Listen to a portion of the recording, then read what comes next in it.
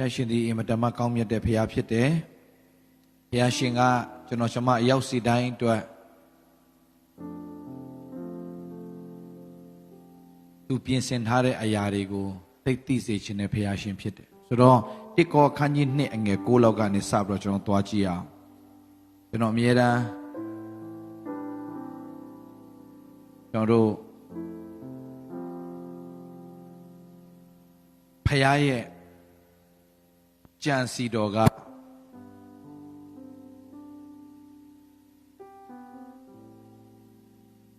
ကျွန်တော်တို့ပုံမှာသိကြီးမားလွန်းတယ်သိကြီးမားလွန်းတယ်ကျွန်တော်အမြဲတမ်းခံစားနေရတဲ့အရာပါလဲဆိုတော့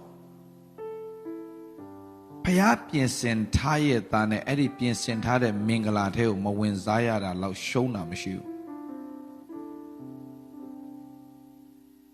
ကျွန်တော်အမြဲတမ်းခံစားတဲ့အရာပါလဲဆိုတော့ဖျားကပြင်ဆင်ထားပြီးသားဗျပြင်ဆင်ထားပြီးသား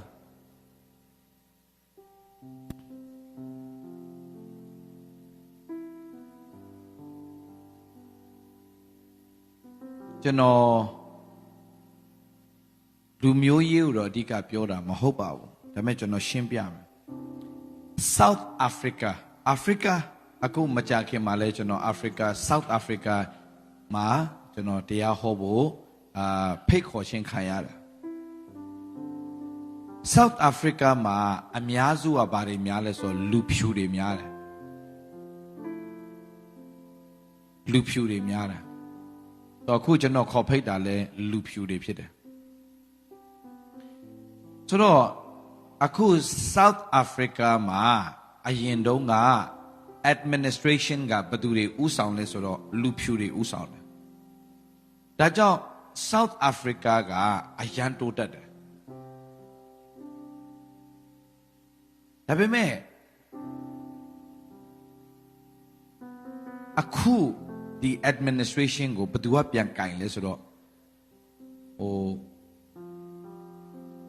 လူမဲတွေပြန်ကင်တယ်လူဖြူလူမဲဇက်ကြောင့်ကျွန်တော်ပြောတာမဟုတ်ဘူးเนาะလူမဲတွေပြန်ကင်ပြီးတဲ့နောက်ပိုင်းမှာ crime တွေပိုများလာတယ်ပြီးတော့မှဘယ်လိုခေါ်မလဲစီးပွားရေးကျလာတယ်ဆိုတော့ဘာလဲပေါ့နော်ကျွန်တော်စဉ်းစားတာပါကျွန်တော်စဉ်းစားတယ်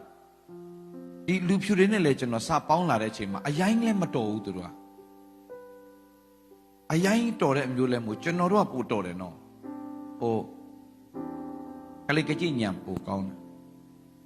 အာရှတကယ်ပြောတကယ်ပြောမရှိတဲ့အရာကိုရှိအောင်ဘယ်လိုလုပ်ရမလဲဆိုတော့သိတယ်ကျွန်တော်တို့ကသူတို့ကဘာမရှိတော့ရင်ဘာမလုပ်တတ်တော့ဘူးသူတို့ကsystem တခုမတီးဆောက်ထိုင်သူတို့ဘာမလုပ်တတ်တော့ဘူးအဲ့ထက်ပိုဆိုတာအင်မတန်တိုးတက်ပါတယ်ဆိုတော့ဂျပန်မှာငါတုံးနေပြီပဲဒါပေမဲ့ဒီလူတွေရန်တိုးတက်တယ်နော်သူတို့နိုင်ငံရန်တိုးတက်တယ်ဒါဆိုတာပဲဂျပန်မှာဗျာကျွန်တော်ပြောချင်တာသူတို့လှုပ်ထားတဲ့ menu ရှိတယ်ဗျာအဲ့ဒီ menu အတိုင်းပဲအပေါ်မှာလည်းမရကျွန်တော်ပြောချင်တာ kitchen ထဲမှာကြက်သွန်အနီရှိတယ်ကြက်သွန်နီလေး2စိတ်3စိတ်လောက်စိတ်ပေးပါလို့ပြောတာ menu ထဲမှာမပါလို့မပေးနိုင်ဘူးလေဟာကျွန်တော်ပြောချင်တာပတ်စံပို့ပေးမယ်မယူချင်ဘူးတဲ့ဟာဒီနိုင်ငံတိုးတက်တယ်မြန်မာပြည်က menu မပါလဲကြက်သွန်နီတစ်လုံးလောက်ကို4စိတ်စိတ်ပေးနေလားရတယ်ကိုဂျပန်သွားလို့မရဘူးဒါပေမဲ့ဘာလို့တိုးတက်လဲလို့ဂျပန်ကကျွန်တော်ကြည့်တယ်ခင်ဗျဖះကြီးဆိုကျွန်တော်လဲ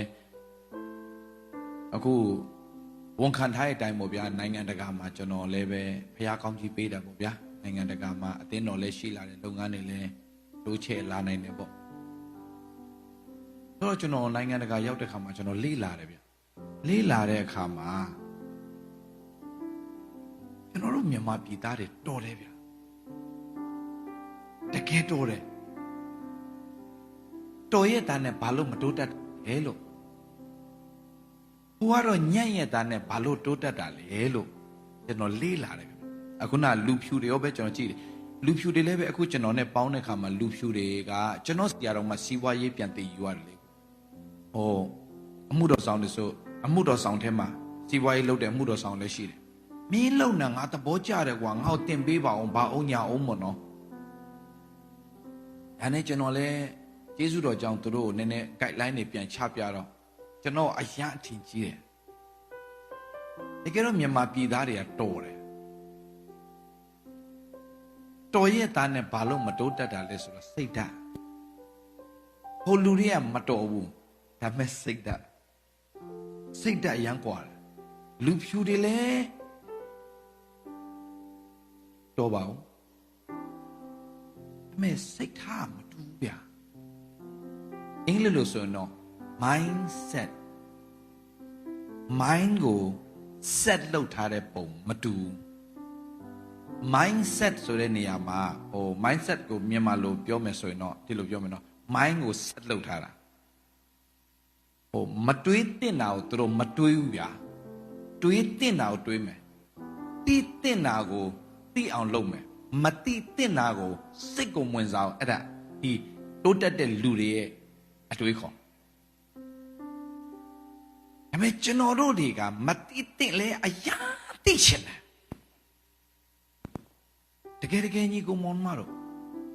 ကျွန်တော်စဉ်းစားမိတာပေါ့နော်အရာတော်တယ်ကွာတို့တွေကတကယ်တော်တယ်ညီကိုမောင်တို့ဒါနဲ့ဒါဖြစ်အောင်လုပ်လို့ပြောရင်မရှိလဲဖြစ်အောင်လုပ်တယ်ဗျာတကယ်ဖြစ်အောင်လုပ်တယ်လုံလဲလုံနိုင်တယ်ဒါပေမဲ့မတိုးတက်ဘူးဘာကြောင့်လဲဆိုတော့ကျွန်တော်တို့ရဲ့အတွေးခေါ်ကျွန်တော်ကလေ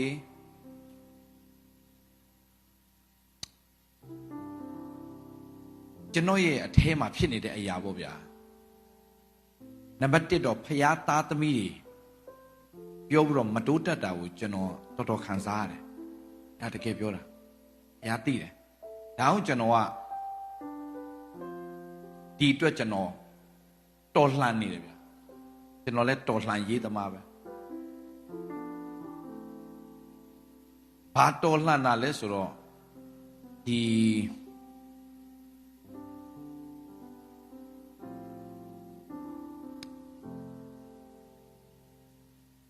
ဘာတော်လှန်တာလဲဆိုတော့ဒီ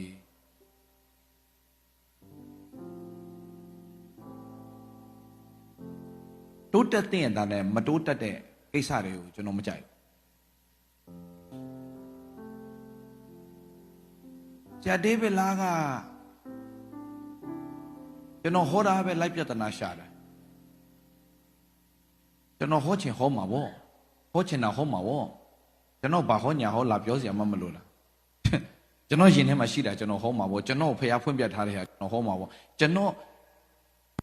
အထဲမှာလောင်ကျွမ်းနေတဲ့အရာပဲကျွန်တော်တတ်တယ်အဲ့ဒါဘာလောင်ကျွမ်းတာလဲဆိုတော့ဖျားသားသမီးဖြစ်ပြီးတော့မှအခုဆိုဗျာလူဖြူတွေကစကျွန်တော်လေးစားတယ်နော်အားကြတယ်နော်ကျွန်တော်တရားဟောတာကြည့်ပြီးတော့သူတို့အားကြတာမဟုတ်ဘူးကျွန်တော်လုပ်ငန်းတွေလုပ်တာကိုလာကြည့်ပြီးတော့အားကြတာသူတို့ကဘလောက်ဟောပြောကောင်းလဲစိတ်ဝင်စားဘူးကျွန်တော်တို့ကသူများအပြောပဲရှောက်စိတ်ဝင်စားတာသူများဘာလုပ်လဲဆိုတော့စိတ်ဝင်စားဘူးဒီလူဖြူတွေကတင်းတို့ဘလောက်အပြောကောင်းကောင်းစိတ်ကိုဝင်စားတာဒါပေမဲ့လောက်တာကိုကြည့်ပြီးတော့သူတို့ကအားကြတယ်ဆိုတော့ဒီလူတွေကကျွန်တော်လှုပ်ဆောင်တာကိုကြည့်လဲကြည့်ပြီးတော့အားကြတယ်သူတို့ကအားကြတဲ့အခါမှာကျွန်တော်ဖိတ်ခေါ်ခြင်းနဲ့ငါတို့ ministry လဲတိုးတက်အောင်လာလုပ်ပေးပါအောင်ဒီမှာဆိုအောင်မြင်တဲ့ ministry တစ်ခုရှိတယ်ဗောဗျာဆိုတော့အဲ့ဒီသူတို့တွေကကျွန်တော်ရဲ့လှုပ်ဆောင်မှုကိုကြည့်လဲကြည့်ပြီးတော့မင်းအခုလုပ်နေတဲ့ပုံစံမျိုးငါတို့လူမျိုးမှာမရှိသေးဘူးဖြစ်နေတယ်ကျွန်တော်က leadership ကိုအဓိကကျွန်တော်က train တယ်ဆိုတာဒီလိုအခုကျွန်တော် ministry မှာကျွန်တော်ကဝိညာဉ်ဖခင်လို့ကျွန်တော်သွားတယ် apostolic ministry နဲ့ကျွန်တော်သွားတယ်ဆိုဝိညာဉ်ဖခင်လို့ကျွန်တော်ကသွားတယ်အဖေဆိုတာတော့ဘာပဲဖြစ်ဖြစ်ကောင်းကောင်းမကောင်းကောင်းအချစ်မယ်လို့ဆုံးဖြတ်ထားပြီးသားကျွန်တော်ရဲ့အတင်းသားတွေကျွန်တော်ရဲ့ ministry ထဲမှာရှိတဲ့သားသမီးတွေအားလုံးကိုကျွန်တော်ကချစ်ဖို့ဆုံးဖြတ်ထားပြီးသားကောင်းကောင်းမကောင်းကောင်းကျွန်တော်ချစ်မယ်လို့ဆုံးဖြတ်ထားပြီးသား ကျွန်တော်ကဒီလူတော့နည်းနည်းကောင်းလို့ကျွန်တော်ပို့ချစ်ပြီးတော့မှဒီလူမကောင်းလို့ကျွန်တော်အဲ့လိုပေးမဲ့ထဲမှာကျွန်တော်မပါဘူးကျွန်တော်အဖေလို့နေတယ်ဒါပေမဲ့သူတို့ကလည်းသားသမီးလို့ကျွန်တော်စကားနားထောင်တတ်ဖို့အရေးကြီးတယ်ဒီဟောက်ကျွန်တော်ရအောင် train တယ်ဒီဟောက်ရအောင် train တယ်ဒါပေမဲ့တချို့လည်းပဲနားမလည်တဲ့အဖွဲ့တွေရှိတယ်နားမလည်ကျွန်တော်မေတ္တာနဲ့ပဲပြန်ဆွဲခေါ်တယ်ကျွန်တော် ministry ကမိသားစုလို့ကျွန်တော်သွားတဲ့ ministry ဖြစ်တယ်ပြီးတော့မှကျွန်တော်ရအောင် train တယ်ဆိုတော့ကျွန်တော်စကားတခွန်းကအရေးကြီးတယ်မိသားစုမှာအဖေရဲ့စကားအရေးကြီးတယ်လို့ ministry ထဲမှာကျွန်တော်စကားတခွန်းကအရေးကြီးတယ်ဆိုတော့ကျွန်တော်လှုပ်ဆိုလှုပ်ခိုင်းဒါပဲကျွန်တော်မလှုပ်နဲ့ဆိုမလှုပ်နဲ့ဆိုတော့ကျွန်တော်ကဆိုပါစို့ငှားဆိုရင်ငှားလိုက်ဝယ်ဆိုရင်ဝယ်လိုက်ဘာဖြစ်လို့ကျွန်တော်လှုပ်ခိုင်းလဲဆိုတော့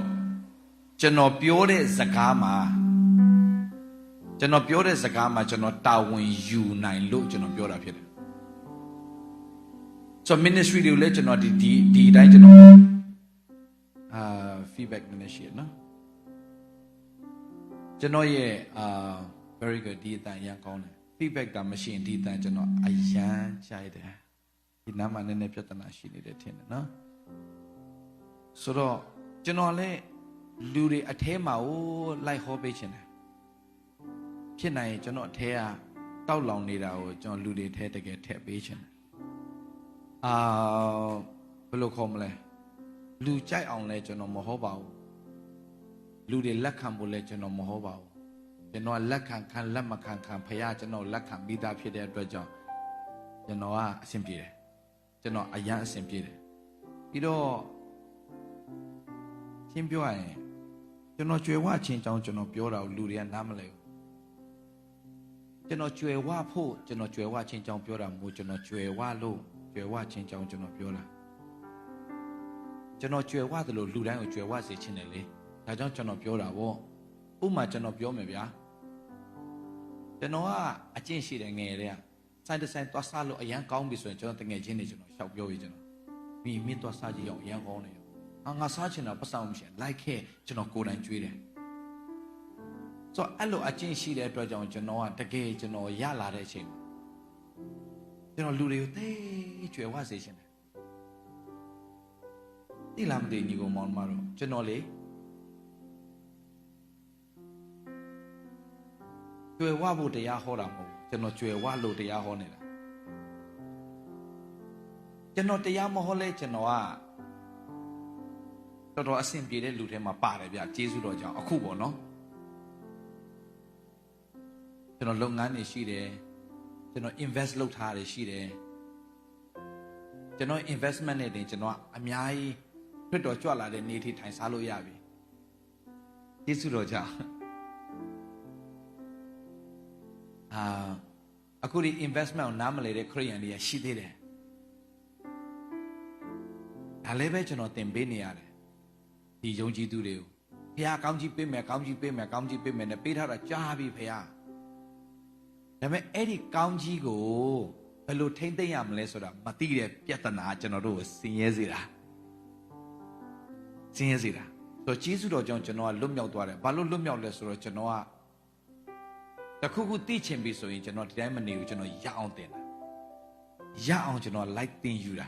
ကျွန်တော် study လုပ်တယ်အဲ့ဒီဟာနားမလည်မချင်းကျွန်တော်ကမအိပ်ဘူးကျွန်တော်အခန်းထဲမှာကျွန်တော်ကအမြဲတမ်းလို study လုပ်တဲ့အချင်းရှိတယ်ကျွန်တော် study လုပ်ရင်ဘယ်သူမှဝင်ခွင့်ကျွန်တော်မပေးတော့ဘူးကျွန်တော်ကအဲ့ဒီဟာကိုမရမချင်း study လုပ်တယ်ဆိုတော့ကျွန်တော်ကကျေးဇူးတော်ကြောင့်ဖခင်ဖွင့်ပြခြင်းရလာတဲ့အခါမှာစိတ်နှလုံးပေါ့ဗျာစိတ်လုံးကိုပြုပြင်လိုက်တဲ့အချိန်ကနေစပြီးတော့မှကျွန်တော်ငွေကြေးနဲ့ဆိုင်တဲ့ကောင်းကြီးအယံခံစားရတယ်ဗျငွေကြေးနဲ့ဆိုင်တဲ့ကောင်းကြီးအယံခံစားရတော့သူများကိုအယံရစေချင်တော့ကျွန်တော်ကပြောတာပေါ့ဘာဖြစ်လို့ရစေချင်တာလဲဆိုတော့ကျွန်တော်က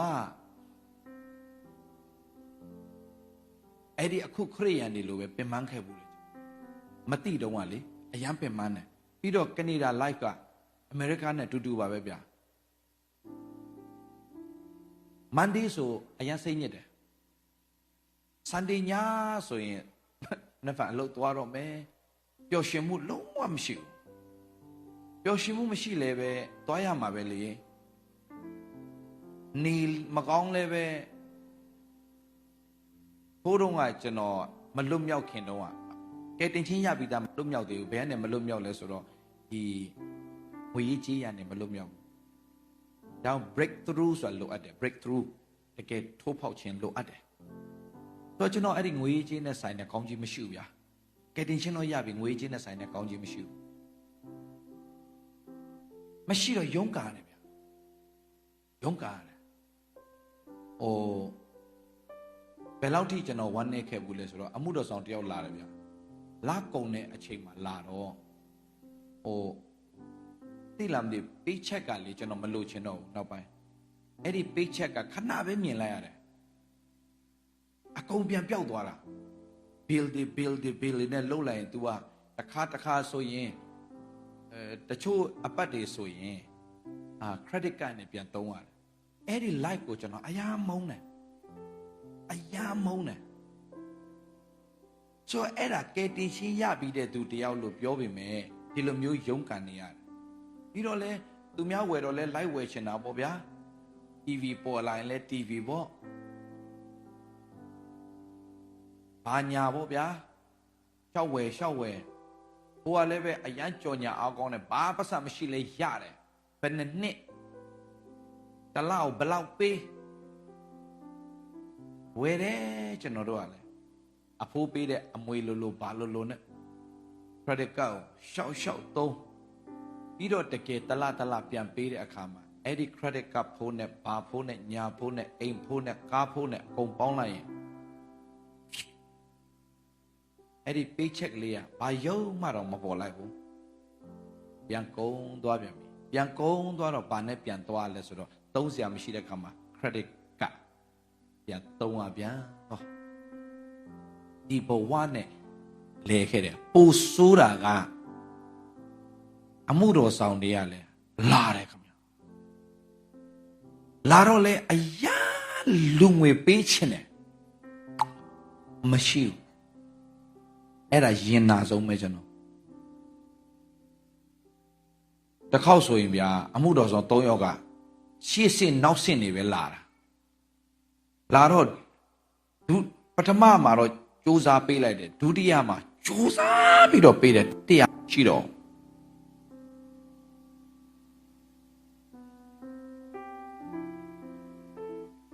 တော်ဝမ်းနေတယ်ကျွန်တော်ဟိုလေမရှိတာပြဿနာမဟုတ်ဘူးမပေးနိုင်တာတော့အရန်ကြည့်ကွဲတယ်အဲ့ဒီကြည့်ကွဲတဲ့ဘဝကိုကျွန်တော်အရန်ကြီးငွေတယ်အဲ့ဒါနဲ့ကျွန်တော်က financial breakthrough ဆိုတဲ့ conference တစ်ခုလုပ်တယ်အဲ့မှာဘယ်သူလာတင်လဲဆိုတော့အခုတော့အိမ်တော်ပြန်သွားပါပြီကဘာကျော်ဆရာကြီးသူ့နာမည်ကDr. Miles Monroe ဆိုတာ Dr. Miles Monroe ဆိုတာလာတင်တယ်ခင်ဗျအဲ့ဒီအစီအစဉ်ကိုဥဆောင်တာဆရာကြီး Benny Hinn အဲ့မှာလာတင်တာ Dr. Miles Monroe Bahamas ကဆရာကြီးအယံကောင်းတယ်ဗျာတင်ကြတော့အယံကောင်းပေမဲ့မမိုက်တာအဲ့ဒီ conference တနေ့ကို၄ခေါက်အလူငွေကောက်တယ်ရေးလေခံစားရတယ်ကျွန်တော်အဲ့ဒီ၄ခေါက်အဲ့ဒီ conference တွေအလူငွေရေးလေကောက်ရင်ကျွန်တော်စိတ်ညစ်ခဲ့ဘူးတယ်နားမလဲတော့လေနားမလဲတော့စိတ်ညစ်တယ်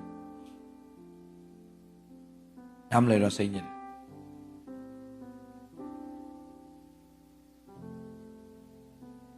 သူများတဲ့အလူငွေကောက်ကျွန်တော်အစားဘနော်ဆရာကြီးဘယ်နေဟင်းတရားဟောပွဲတွေဆိုရင် TV နဲ့ကြည့်ပြီးတော့ကျွန်တော်အရာသူ့ကိုကြည်ညိုတယ်အဲ့ဒီ conference မှာလူငွေ၄ခါလောက်ကောက်တော့ကျွန်တော်သူ့ကိုမကြည်ညိုချင်တော့ဒါအရှိတိုင်းကျွန်တော်ရှိတိုင်းပြောပြတာပါကျွန်တော်ကဒဲပြောတတ်လို့လဲကျွန်တော်လူတွေမကြိုက်တာလေပြဿနာမရှိဘူးအရှိတိုင်းပဲပြောတတ်တယ်ကျွန်တော်ဆိုတော့အနေဟင်းက၄ခါလောက်ကောက်တယ်ဗျာမနောက်ဆုံးအချိန်မှာ Dr. Miles Monroe သင်ပေးတာတော့မတင်ခင်မှာပြောလိုက်သေးတယ်ဒီထဲမှာတဲ့အလူငွေအရန်ကောက်လို့စိတ်ညစ်တဲ့အဖွဲ့ရှိတယ်မလားတဲ့ဟာကိုတိုက်ဆိုင်တဲ့အခါမှာကိုလည်းအရန်ကောင်းလေးမဟုတ်ငါစဉ်းစားတာ तू ဘယ်လိုသိတာလဲ ကျွန်တော်တစ်ခေါက်ထည့်တယ်ကွာတရက်မှာတစ်ခေါက်ထည့်ရပြီကွာသူ3ရက်လုပ်တယ်ကွာဘာချက်မကိုက်သူတို့ conference ကကိုတမင်းကိုစားကိုဟိုတယ်ကိုတဲကိုရဲ့လေလက်နဲ့ကိုသွားပြီးတော့မှငွေရထဲရသေးတယ် registration fees ဈေးကြီးတယ်ဗျာမှလည်းကိုပြန်ပေးတာလည်းမဟုတ်ဘာကျွေးတာလည်းဟုတ်ဆိုတော့ကျွန်တော်တို့ mindset ကတောင်းစား mindset ကျွန်တော်တို့ free လိုချင်တာအကုန်လုံးတကယ်ကျောင်းမြန်မာပြည်သားတွေအကုန် free လိုချင်တာတကယ်တန်ဖိုးကြီးတဲ့အရာဘာ free မှမရှိဘူး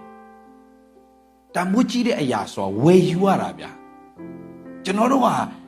free ပဲလိုချင်တဲ့စိတ်ဓာတ်ကကျွန်တော်တို့စင်းရဲစေတာအဲ့ဒီဆရာကြီးကသူကဘာပြောဆိုအဲ့လိုလူရှိတယ်မလားတဲ့ဒီထဲမှာလူဖြူတွေကတော့ရမ်းပွင့်လင်းတဲ့လူတွေကြတော့ရှိပါတယ်ကျွန်တော်တို့မပွင့်လင်းဘူးလေကျွန်တော်တို့ကအာရှသားတွေကမပွင့်လင်းဘူးရှက်တတ်တယ်ဆိုတော့လက်ထောင်ဆိုမထောင်ဘူးကျွန်တော်တရားမနေတယ်ဒါနဲ့တော့ပြောလဲဖွဲ့တွေအားလုံးကအဲ့ဒီစိတ်တဲ့ကြောင့်ဆင်းရဲတာတဲ့ဟာငါမထောင်လိုက်တာအယမ်းမှန်သွားပြီပေးကမ်းခြင်းကိုနားမလည်ဆင်းရဲအောင်ပါပဲသူပြောသွားတယ်ပမာစမို့ပြီးလဲပြီးရောငါဒီ conference မှာငါကိုယ်ပိုင်လေရင်နဲ့ငါလာတာတဲ့ဒီ conference အတွက်တဲ့ဒီ conference ကနေရတဲ့ဟာကိုတဲ့ဆရာကြီးဘယ်နေဟင်းကအာဖရိကမှာဒီပါလဲတရားဟောပွဲတွားလုပ်မှာဖြစ်တဲ့အတွက်ကြောင့်အဲ့ဒီတရားဟောပွဲမှာငါလည်းပါမယ်တဲ့ဒီအတွက်ကြောင့်ငါမင်းတို့ပုံသက်တင်အနေနဲ့ဆိုမှသူ့ရဲ့ check ကိုလေသူရေးပြီးတော့1 million ရေးပြီးတော့သူကဘယ်နေဟင်းကိုသူကပေးလိုက်တယ်သူတို့နိုင်ငံမှာဒီလိုရှိတယ်ဒီမှာရှိတဲ့လူတွေကလေလက်ဆောင်ရရင်ချက်ချင်းဖွင့်တတ်တဲ့အကျင့်ရှိတယ်တို့တွေကြတော့အိမ်ရောက်မှဖွင့်တာသူတို့ကြတော့ချက်ချင်းဖွင့်တာချက်ချင်းဒီမှာဒီလိုရှိရနော်အဲ့ဒါကျွန်တော်မြန်မာပြည်မှာတော့ဖွင့်ရင်ရိုင်းတာလေဟိုကမဟုတ်ဘူးဖွင့်ချက်ချင်းဖွင့်တယ်ကိုလည်းအိမ်ရောက်မှဖွင့်ကြမဟုတ်ဖွင့်ဒီနိုင်ငံမှာကြတော့အရန်ဖွင့်ရတယ်အဲ့ဒေါက်တာမတ်မော်ရိုကပေးလိုက်တဲ့ချက်ကိုဘယ်နေဟင်းကဖွင့်လဲဖွင့်ပြော wow he gave me 1 million ဆိုသူအော်တာကျွန်တော်မှစဉ်းစားသူလည်းလာဟောသေးတယ်သူကလည်းပေးသေးတယ်နည်းနည်းမှားနေပြီထင်တယ်ကျွန်တော်တို့ကြတော့ဆရာတွေလာပြီးစွာနဲ့အကုန်စီစဉ်ရတယ်လေပြီးအရင်ဝတ်တွေပါအကုန်စားသွားသေးတယ်လေမလားအဲ့ဒီရက်ွက်အဲ့ဒီအကောင်းဆုံးဟာတွေအကုန်စားပြီးတော့မှအလူငွေကောင်းယူပြီးတော့ပြန်သွားတာမြန်မာပြည်ဆရာတွေလေဟုတ်တယ်ဒါကြောင့်မြန်မာပြည်ဆရာတော်တော်ရတယ်နော်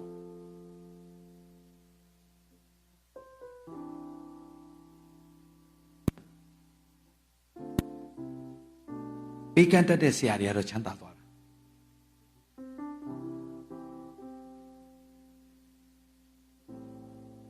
ကျွန်တော် study လုပ်ရင်နဲ့အမှကျွန်တော်သဘောပေါက်သွားတာ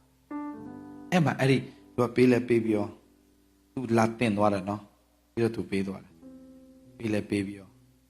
ပေးကမ်းတတ်ရင်မင်းတို့ကြွယ်ဝမယ်တဲ့ပြောပြီးထွက်သွား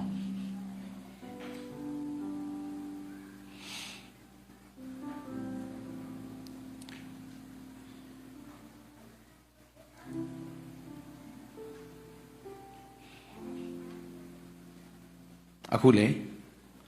ကျွန်တော်စင်ကာပူမှာတရားဟောပြီးလာတယ်စင်ကာပူကကျွန်တော်ဒီလိုတထုပ်ပေးတယ်စင်ကာပူရန်ဒေါ်လာတထုပ်ဒီလိုတထုပ်ပေးတယ်ဆရာကင်းပေါင်လူငွေကောက်လို့ရတဲ့ပတ်စံကျွန်တော်ဖခင်အရန်ဖော်ပြလို့ဘာလို့ဖော်ပြလဲမသိဘူးဆရာကင်းပေါင်တို့ဘာလို့ဖို့ရှိလဲကျွန်တော်မသိရတာဖခင်အယံဖော်ပြလို့ကျွန်တော်ထေရ love gift ပါကျွန်တော်ပြန်ထုတ်တော့အထဲထဲတော့သူ့ကိုကျွန်တော် love gift ပြန်ပေးတယ်။ဟောပေးလို့ပြောတာမဟုတ်နော်။ပေးလို့ပြောတာမဟုတ်စင်ကာပူမှာဖခင်ကျွန်တော်ပေးတဲ့ဟာကိုအတင်းတော်က love gift ကိုကျွန်တော်ထဲကနေထ ထည့်ပြီးတော့မှကျွန်တော်သူ့ကိုပေးတယ်ပေးပြီးတော့မှကျွန်တော်ကသူတို့ဇနီးမောင်နှံ2ယောက်ကျွန်တော်ခေါ်သွားပြီးတော့မှစိတ်တိုင်းကြကျွန်တော် fashion ကျွန်တော်က fashion ကျွန်တော်ကကိုယ်ပိုင် brand မကြခင်ထုတ်တော့မှာလေဆိုတော့ကျွန်တော် fashion တွေကို design လေ့လာတော့ကျွန်တော်ဆရာထန်းတောင်းလဲတာဆရာကင်းပေါင်ရဲ့စက်တိုင်းကြည့်တာတိတ်မဟုတ်တာတွေ့နေရတာနဲ့ဆရာကင်းပေါင်လားဒီအင်ဂျီတလို့ပဲဆက်ကျွန်တော်ဆင်ပြေပါဝေးလိုက်ဝေးတာသူအရန်ဆင်နေပြည်နေတယ်အခုအဲ့ဒါတို့ဇနီးမောင်နှံတော်တေးချစိတ်တိုင်းကြကျွန်တော်ဘယ်တော့မှနှစ်ထည်လောက်ဝယ်ပြီးတော့ကျွန်တော်မထားခဲ့ဘူးစိတ်ကြိုက်ဝယ်လို့စိတ်ကြိုက်ယူတယ်ဆိုစိတ်ကြိုက်မှတကယ်စိတ်ကြိုက်ရှယ်တယ်လို့ပြန်သွားတယ်ကျွန်တော်ဘာပြောချင်တာလဲကျွန်တော် ministry ရပေးကမ်းတဲ့ ministry ကျွန်တော် ministry အဲမှာရှိတဲ့သူလည်းကျွန်တော်ပေးကမ်းခြင်းတင်တယ်ဘာကြောင့်လဲသိလားညီကောင်မောင်မတော်ကျွန်တော်တို့ဖယားပေးတတ်တဲ့ဖယားကြီးဖယားသားသမီးမှန်ရင်ဖယားရဲ့ DNA ရရင်ယူတဲ့စိတ်မရှိအောင်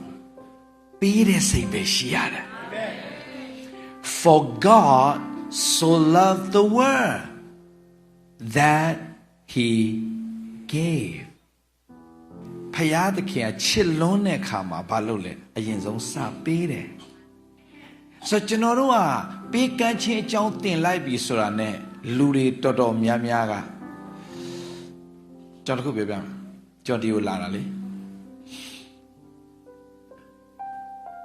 ဖျားခိုင်းလို့လာတာ3ရက် hobby ပြန်မယ်ဘာအလှငွေမစိတ်ဝင်စားအောင်ဒီကအလှငွေကလည်းကျွန်တော်မလို့ဘာကြောင့်လဲဆိုတော့ဒီကိုမလာခင်ကလေးကကျွန်တော်ဘုရားသခင်ကပြင်ဆင်ထားတဲ့ကောင်းကြီးအများကြီးရှိတယ်ကျေးဇူးတော်ကြောင့်ကျွန်တော်ရဲ့ investment ကင်ထားတဲ့သူကဒီကိုလာကနီးမှာကျွန်တော်လှမ်းပြောတယ်ဆရာကျေးဇူးတော်ပဲတဲ့ပါလဲဒီလောက်တက်သွားပြီတဲ့ဆိုတော့ကျွန်တော်အလူငွေပေးဖို့ပြင်ဆင်တဲ့လူတွေလုံးဝမပေးနဲ့ဒီအလူငွေရဲ့ဒီ conference ထဲမှာထည့်လိုက်အဲ့ဒါအရန်ကောင်းတယ်ဒီမှာတို့လည်းအရန်ကုန်ကြလိမ့်မယ် conference တစ်ခုလုပ်ရင်ကျွန်တော်သိတယ်ကုန်ကြစိတ်အများကြီးရှိတယ်ကျွန်တော်ပေးခြင်း ministry ထဲမှာထည့်လိုက် conference ထဲမှာထည့်လိုက်အဲ့ဒါနောက်နှစ်အတွက်အများကြီးပြန်ပြီးတော့အလုပ်လုပ်လို့ရမယ်ကျွန်တော်မလို့ကျွန်တော်အလူငွေကောက်ဖို့ New York မှာလဲCleveland ကိုကျွန်တော်ရောက်လာတာမဟုတ်ကျွန်တော်ပေးဖို့ရောက်လာတာဘာပေးချင်တာလဲဆိုတော့တင်တို့ရဲ့တွေးခေါ်ပုံတွေးခေါ်နီးပြောင်းသွားရင်တင်တို့ရဲ့ life တစ်ခုလုံးဟာပြောင်းသွားလိမ့်မယ်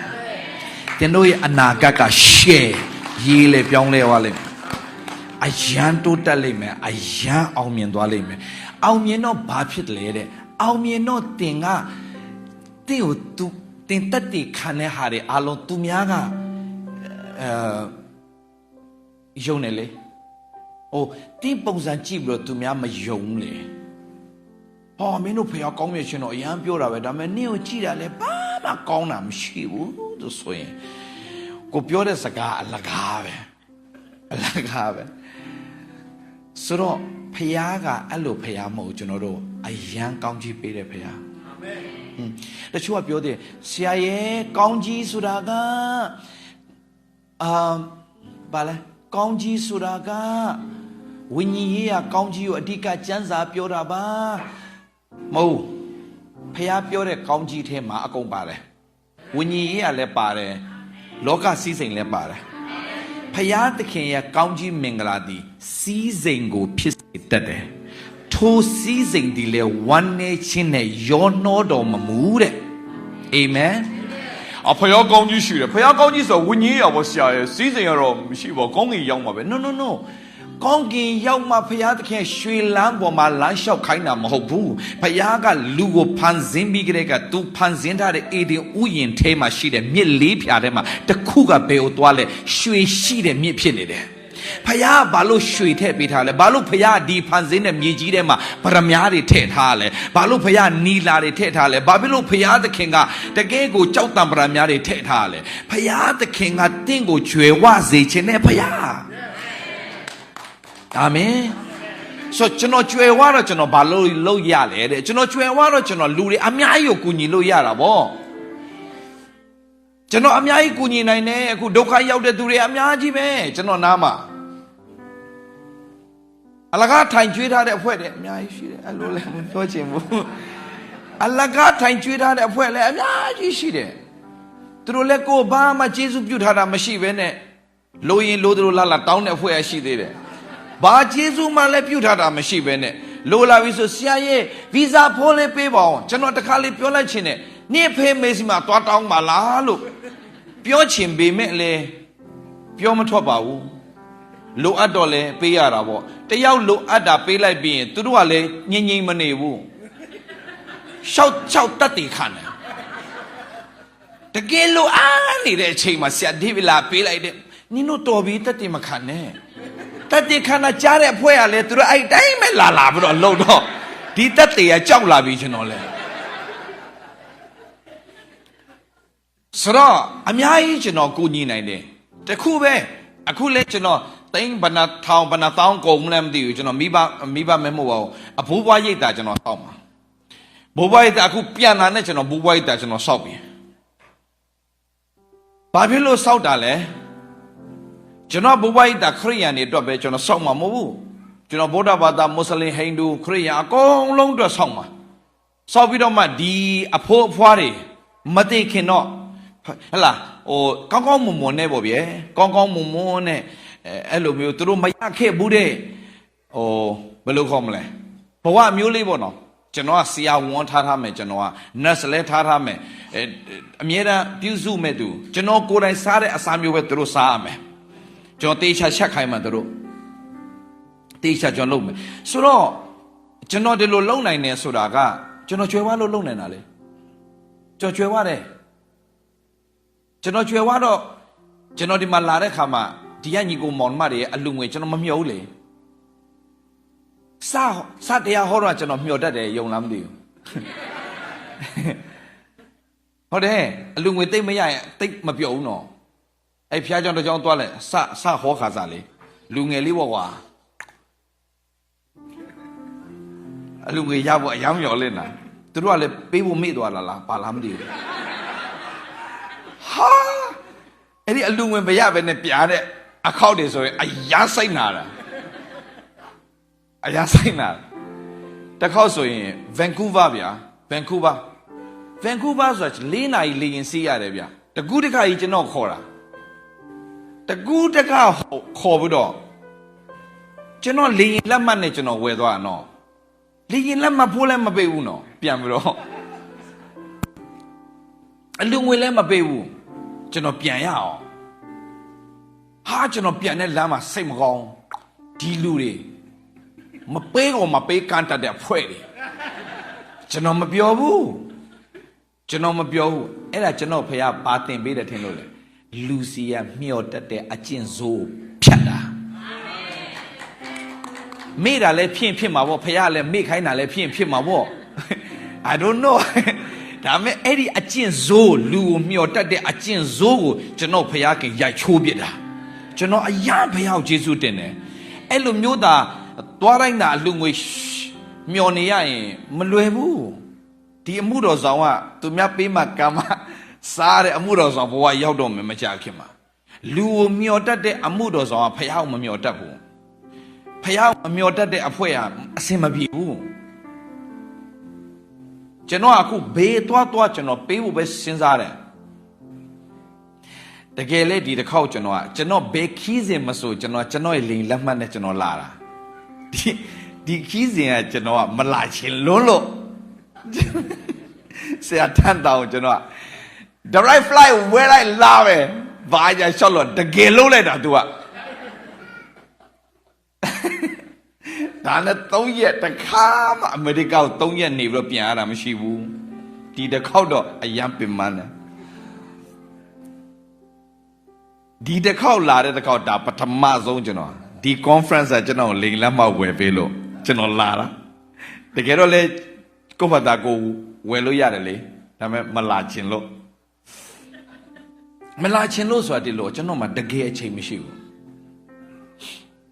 စနာကြည့်ဗျာကျွန်တော်အသင်းတော်အပါ30ရှိသွားပြီတစ်ချိန်လုံး meeting လုပ်နေရတယ်တစ်ချိန်လုံးအဲ့ဒီဆရာကြီးနဲ့ဟာလာဘာလို့အပါရေးကျွန်တော်ဒီကျိုးလူတွေကအမှုတော်ဆောင်တော်များသူတို့ရဲ့ဝိညာဉ်ဖခင်ဆိုအပါရေးအဲ့ဒီအပါရေးအတန်ကြားရင်ညဘက်အရန်ရင်တုံနေအပါရေးဆိုရေးလဲပေးရတော့မယ်အကွက်တွေလာပြီဆိုသိတယ်အပါရေးအဖမ်းခါပြန်ပြီသူတို့ကလေ on fire ဆရာဒေးဗစ်လာလို့ပဲဆရာဒေးဗစ်လာသားသမီးအရန် on fire တွေဖြစ်ရေးလဲရှောက်ဟောတာဖမ်းအောင်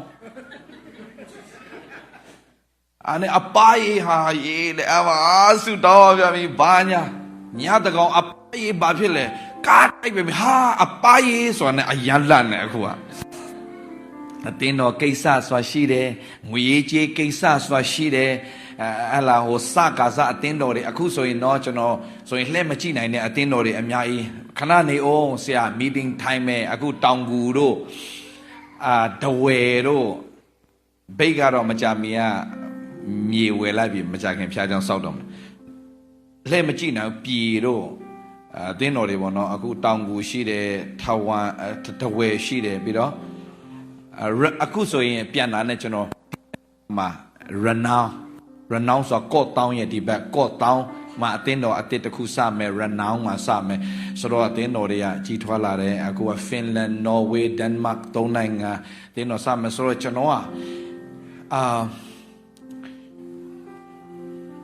ဒါကြောင့်ကျွန်တော်ကျမ်းမာရေးလိုက်စားရတယ်ကျွန်တော်သားသမီးတွေကျွန်တော်လိုအပ်လို့လေကျွန်တော်ပြောတယ်ငါကျမ်းမာဖို့ငါကျမ်းမာရေးလိုက်စားတာမဟုတ်နင်တို့အတွက်ကျမ်းမာရေးလိုက်စားနေရစားချင်တဲ့ကြားလဲကျွန်တော် cheese cake အရင်ကြိုက်တယ်ကြည့်နေပြီးတော့ယေရှုနာမနဲ့ဤခွက်ကလွန်သွားပြီဖြစ်လို့ယေရှုတော်ချီးမွမ်းပါတယ်ဆိုတော့ရေးလဲကြော်ရတယ်ဘာလို့ကျွန်တော်အဓိကပြောချင်တာလဲဆိုတော့ဖယားသခင်ရဲ့ကောင်းကြီးမင်္ဂလာကျွန်တော်တို့မှာတကယ်ရှိတယ်အရာရှိတယ်ငွေကြောင့်ပူနေရတဲ့ဘဝမျိုးပါကျွန်တော်တို့မှာမရှိရဘူးဗျာငွေရေးကြေးနဲ့ပတ်သက်လို့ပူပန်ခြင်းဆိုတာမရှိရဘူးကျွန်တော်ရဲ့ဟောတဲ့တရားကိုသာတီးတီးချာချာယုံတော့နားထောင်စင်းရေးချက်နဲ့လွတ်တယ်ရှောက်ပြောနေလို့သာမလွတ်တာနားထောင်ပြီးတော့မယုံမဲနဲ့ရှောက်ဝေဖန်တယ်အဲ့ဒီစင်းရေးချက်နဲ့လည်းမလွတ်ဘူးအဲ့ဒီဖွဲ့တွေကသူမြောက်လည်းမပေးနိုင်ဘူးကျွန်တော်ပြောတာကျွန်တော်အတွက်ပြောတာမှမဟုတ်တာကျွန်တော်လာကြည့်လေကျွန်တော်နေတဲ့ပုံစံကျွန်တော်စားတဲ့ပုံစံကျွန်တော်အသက်ရှင်တဲ့ပုံစံလာကြည့်ကျွန်တော်လောကထဲမှာချမ်းသာတဲ့လူတစ်ယောက်လိုပဲကျွန်တော်နေပြီးတော့ကျွန်တော်အသက်ရှင်နေတာကျွန်တော်ကြွားသွားအဲ့လိုပြောရင်မကျေနပ်တဲ့အဖွဲ့တွေရှိသေးတယ်စင်းရဲတဲ့ကျွန်တော်မှမဟုတ်ဘူးကျွန်တော်ကစင်းရဲဘဝနဲ့လာခဲ့ရတဲ့လူခုနကျွန်တော်ပြောပြီးသွားပြီအမှုတော်ဆောင်လာတာတော့မှအလူငွေမပေးနိုင်လို့မျက်ရည်ပေါက်ကြခဲ့ရတဲ့ကျွန်တော်အကျွေစီပြားလေးသိလားမအကျွေစီလေးတကြက်တန်လေးတွေတပြားလေးတွေပန်နီလေးတွေအဲ့ဒါလေးတွေအကုန်စုပြီးတော့မှဒီဝေါ်မမှာဟိုအကျွေဘုံသွားဘရောဆိုလောင်းချရင်အဆန်ပြန်ထွက်လာတယ်အိမ်လုံးဟာကိုရှာတာအကျွေမှန်သမျှရေးလဲရှာတော့ဘောဆိုလောင်ချရတဲ့ပတ်စံနဲ့အလုံငယ်ပဲပေးချင်လုံးအားကြီးလို့တအိမ်လုံးကအကျွေကိုရှောက်တာများယူလိုက်တာများသွားလို့ကျွန်တော်မိမငါထားထားတဲ့ကျွေတွေဘာမှလဲသူ့ကျွေမှကျွန်တော်မသိလိုက်ဘူးငါထားထားတဲ့ကျွေတွေပျောက်ကုန်ဘသူ့သွားတော့ပြဿနာရှာလဲဆိုသူ့သားသေးကို你都小雨来了，将来爸妈没地路，那看那温度了，别看地怪个目标吧，个了。那看路没路呢，爸伢呢，真的是的，这个地大鸡也路他了。တကားလောက်တောင်မဟုတ်အလူငွေပေးချင်လို့ဒါမဲ့ तू ကလည်းပဲ तू စိတ်ကနဲ့ तू လေ तू အောင်မထိနဲ့ तू မကြိုက်ဘူးဒါကတော့မှန်တာပဲဒါ तू တတ်မှတ်ထားတဲ့ तू ရဲ့အကျွေးတွေဘာအတွက်သိမ်းတာလဲကျွန်တော်လည်းမသိဘူးဒါမဲ့ तू အကျွေးကအများဆုံးပဲဆိုတော့ကျွန်တော်လည်းဟာလေလုယာကျွန်တော်လည်းယူပြီးကျွေးလိုက်တာ तू လည်းအသက်ဆုထားလဲကျွန်တော်မသိဘူးအဲ့လိုမျိုးဘဝကနေဂျေဇုတော်တတ်ကြောင်ကျွန်တော်နားလေသွားတာဗျာကျွန်တော်ဖခင်ကအဲ့လိုယုံကန်ရစီ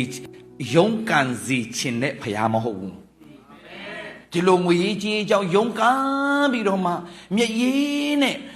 ဒီခုံနေထူပြီးတော့ဖျက်ခင်းမစားပါလို့အော်ရလောက်အောင်ကစီနေတဲ့ဖခင်လည်းမဟုတ်ဘူးအာမင်ဖယားတင်းကိုအရာလူလေသေးမရှိအောင်မဆခြင်းနဲ့ဖယားကြီးဟာလေလုယာဟာလေလုယာကျွန်တော်ဘာဖြစ်လို့အဲ့ဒီကြွယ်ဝအချင်းကြောင့်တင်လဲဆိုတော့တင်ကြွယ်ဝရင်တင်သူများအများကြီးပေးကနိုင်တဲ့သူတယောက်ဖြစ်လာပြီးတော့မှသူများတွေရဲ့လိုအပ်မှုတွေဖြည့်ဆည်းနိုင်တဲ့မင်္ဂလာလောက်ကြီးတာဘာမှမရှိဘူးဥပမာဗျာတင်ကသူများကြီးလိုက်တာနဲ့ OAC ပါလဲအပင်လိုဖြစ်နေတယ် OAC ပင်ကဘာခေါ်လဲဆရာဆွန်ပလုံပင်လို့ဖြစ်နေတယ်တဲကန်ဒါရအထဲမှာတဲကန်ဒါရဆိုအရန်ပူပြင်းတဲ့နေရာလေဗျာဒါပေမဲ့ပူပြင်းတဲ့လူကဘာကိုရှာလဲပြောရေကိုရှာတယ်ကန်ဒါရထဲမှာဆွန်ပလုံပင်တွေ့ပြီဆိုရင်အဲ့ဒီလူကလေအရန်ချင်တတ်တယ်နော်ဟာမကြခင်ငါငတ်တဲ့ရေတောက်ရတော့မယ်ဆိုတဲ့ဟာမျိုးသင်ကိုဖခင်ကဆွန်ပလုံပင်လို့ဖြစ်စေခြင်းနဲ့ဖခင်အာမင်ဆွန်ပလုံပင်လို့ဖြစ်စေခြင်းသူများကြီးလိုက်တာနဲ့သင်ကိုမြင်လိုက်နဲ့တကယ်ကိုမျောလင့်ခြင်းမဲ့တဲ့သူတွေကသင်ကိုကြီးလိုက်တာနဲ့မျောလင့်ခြင်းရသွားတဲ့အတ္တတာမျိုးဖြစ်စေခြင်းနဲ့အာမင်သင်ကိုကြီးတာနဲ့သူများကအားကြတဲ့အတ္တတာဖြစ်စေခြင်းနဲ့သင်စီကတခုခုပေါ့နော်ဘယ်လိုခေါ်မလဲသင်ကိုမြင်လိုက်တာနဲ့တကယ်ကိုဘယ်လိုခေါ်မလဲသူတို့တော့အားပြန်ပြည့်သွားတဲ့အတ္တတာအဲ့ဒီအတ္တတာဖရားတကယ်ဖြစ်စေခြင်းသင်ကိုကြည့်လိုက်နဲ့အားတွေကိုပြဿနာကောင်လာပြီကွာဆိုတာမျိုးမဖြစ်စေခြင်းဘူးဖရားကြည့်လိုက်တာနဲ့ရေးလိုက်တယ်တကယ်ပြောတာကယ်တင်ရှင်ရပြီသားကျွန်တော်တို့ကယ်တင်ရှင်ရပြီသားယေရှုကိုယုံကြည်လက်ခံပြီးကျွန်တော်ကယ်တင်ရှင်ရပြီတဲ့ဖွဲ့တယ်အာမင်ကယ်တင်ရှင်မဲ့ရပြီးတော့မှဖျားကယ်တင်ခြင်းရဲ့အနောက်မှာပြင်ဆင်ထားတဲ့မင်္ဂလာတွေမရဘူးဆိုရင်တော့ something wrong ဒါကိုကျွန်တော်ပြောနိုင်ကြီးကိုမောင်မတော်ကယ်တင်ခြင်းရပြီးသွားပြီကယ်တင်ခြင်းရပြီးတော့မှကယ်တင်ခြင်းရတဲ့လူတယောက်ကိုပြင်ဆင်ထားတဲ့မင်္ဂလာဘာလို့မရလဲလို့ယောမ 8:32 ချက်လေးကြည့်အောင်ယောမ 8:32ဖျားဘာတွေပြင်ဆင်ထားမှလဲတော့ကျွန်တော်တို့ခရိယန်တွေမသိတဲ့သူတွေအများကြီးရှိတယ်ကယ်တင်ခြင်းရပြီးသွားရင်တေမဲ့ရက်ကိုထိုင်ဆောင်ပြီးတော့မှကောင်းကင်နိုင်ငံရောက်မှာပဲကျွန်တော်တို့ဆုံးရှုံးခဲ့သမျှအားလုံးပြန်ရမယ်အကွက်မျိုးမဟုတ်ဘူးညီကောင်မောင်တို့ Okay ဘယ်မှာလို့ကတော့ he who did not spare his own son but deliver him up for us all how shall he not with him also freely give us all things မြန်မာလို့ဆိုရင်ဘယ်လိုပြောလဲဆိုတော့မိမိသားတော်ယင်းကိုမနှမျောပဲငါတို့ရှိသမျှအဖို့လုံးငါစွန့်တော်မူသောသူသည်သားတော်နှင့်တကွအားလုံးပြောအောင်သားတော်နှင့်တကွခတ်သိမ်းသောယာတို့ကိုသိမရလိုက်မှာဆိုလို့သားတော်နှင့်တကွခတ်သိမ်းသောယာတို့ကိုငါတို့အားမပေးပဲအဘယ်သို့နေတော်မူမည်နည်းသားတော်နှင့်တကွဘာပေးလဲခတ်သိမ်းသောအရာသားတော်နှင့်တကွဘာပေးလဲခတ်သိမ်းသောအရာကိုဖခင်ပြင်ဆင်ထားပြီးသားဘသူအပြင်လဲယေရှုခရစ်အပြင်ဒါဆိုရင်ကျွန်တော်တို့ယေရှုကိုယထားတဲ့သူတွေကဖခင်ပြင်ဆင်ထားတဲ့ခတ်သိမ်းသောအရာကိုယဖို့ရန်အတွက်ပြင်ဆင်ထားခြင်းခံတော်သူတွေဖြစ်တယ်အာမင်သားတော်နှင့်တကွပါလဲသားတော်ကိုရရင်ဘာရလဲဒီမှာကြည့်ကျွန်တော်ပြောပြမယ်သားတော်နှင့်တကွခတ်သိမ်းသောအရာ ဆိုတော့သားတော်ကိုရပြီလို့ပြောတော့ခတ်သိမ်းသောအရာဘာလို့မရလဲလို့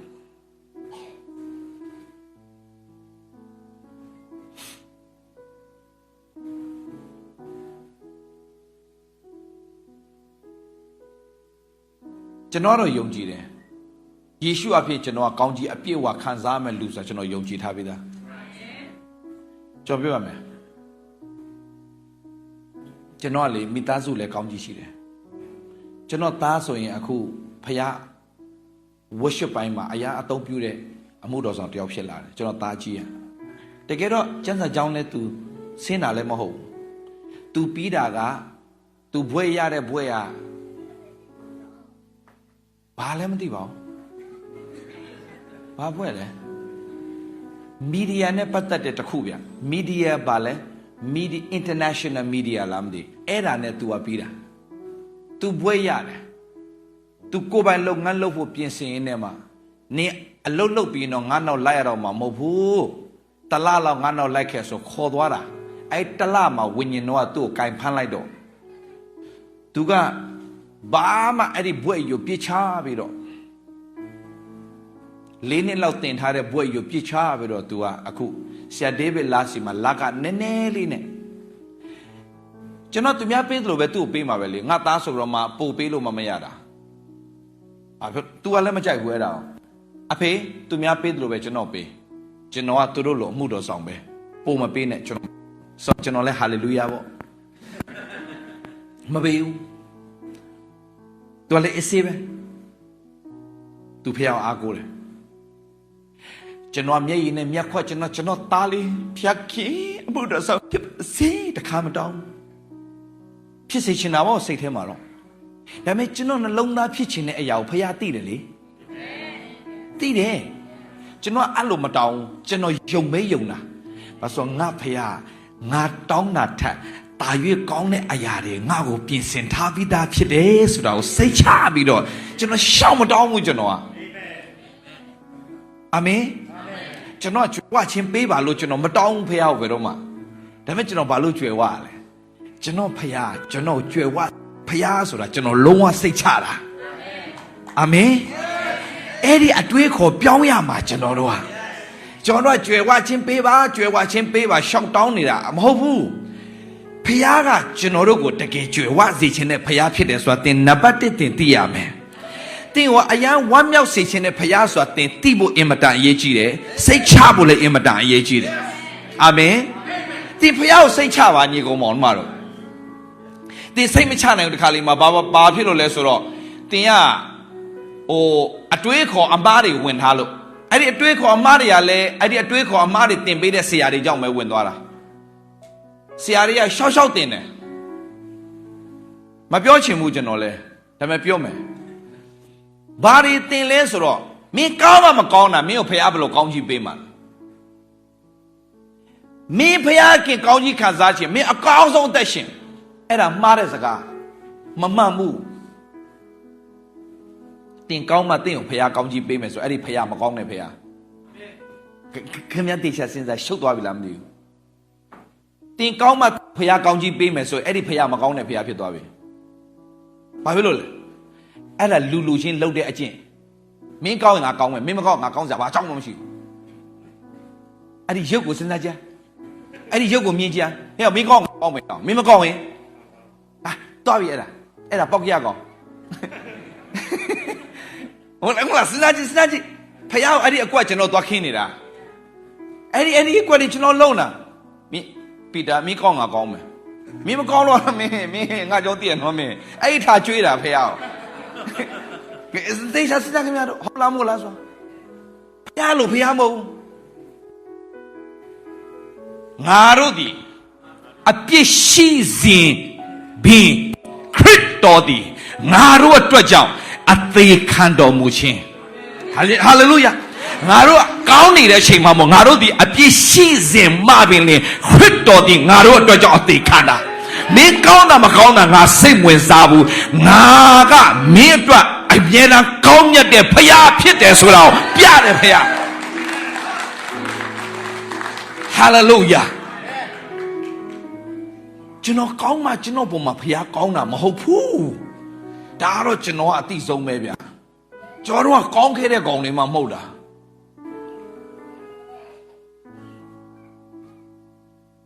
ကျွန်တော်မကောင်းခဲ့ဘူးညီကောင်မောင်မတို့တင်းအုပ်ဆရာပတ်စံလဲခိုးလို့ခိုးချင်ငယ်တော့တင်းအုပ်ဆရာအဲ့ဒီတင်းအုပ်ဆရာကလည်းကျွန်တော်ယုံကြည်လို့လားမသိကျွန်တော်ရှေ့မှာပဲစန်းစာအုပ်ထဲမှာသူကပတ်စံနေညှက်ထားတာကျွန်တော်လည်းတစ္ဆာရှိတယ်တနေ့ကိုတရွက်ပဲခိုးတာ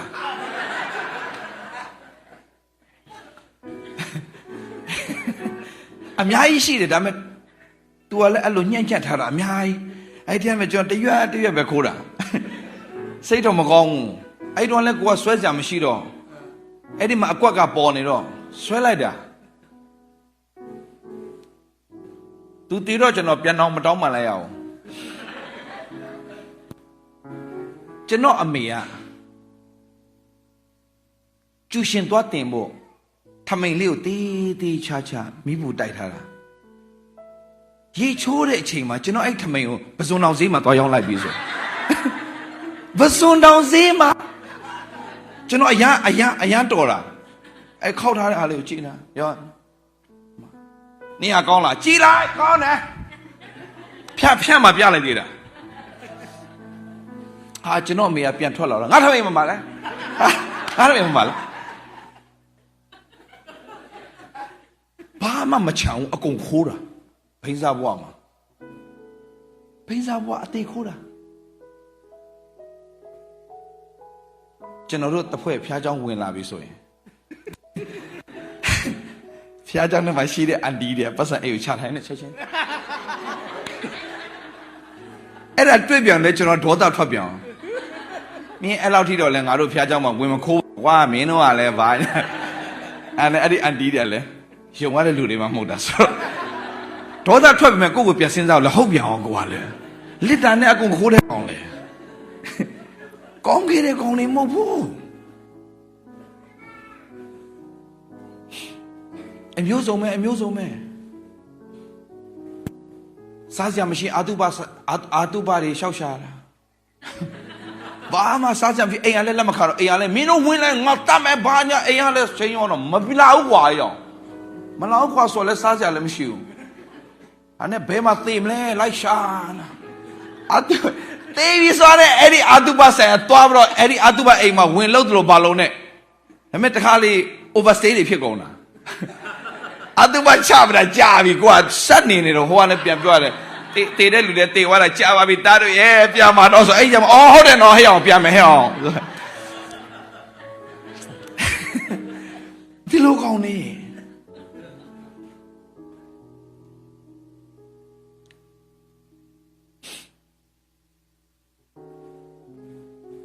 ဒါပေမဲ့ပြချစ်တယ်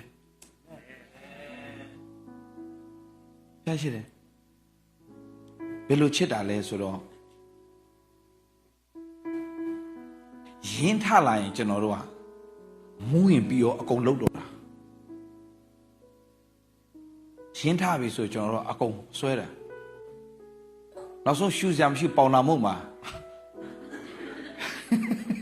ရှူစရာမရှိပေါင်နာမုံရှူဘာမှလည်းပြတ်ဖြစ်ကျွန်တော်ပြီးတော့ဟိုရှူစရာမရှိတော့ဟိုကော်ဖီမုံလေဟိုတော့ကျွန်တော်တို့ဟာနုမှန်ကော်ဖီမုံစားကော်ဖီမုံရှူရောဘာဖြစ်ရောရှူရောရှူအဲ့ကောင်ယူကြောင်မူကြောင်အကုန်ရှောက်ရှူတွေ့သမျှအဖိုးကြီးဖွားကြီးတွေစေးတွေထောင်းတဲ့ဟာထိုးတဲ့ဘာတွေမှမသိယူကြောင်မူကြောင်အကုန်ဖြစ်နေတာစာတန်ရဲ့လို့ရဲ့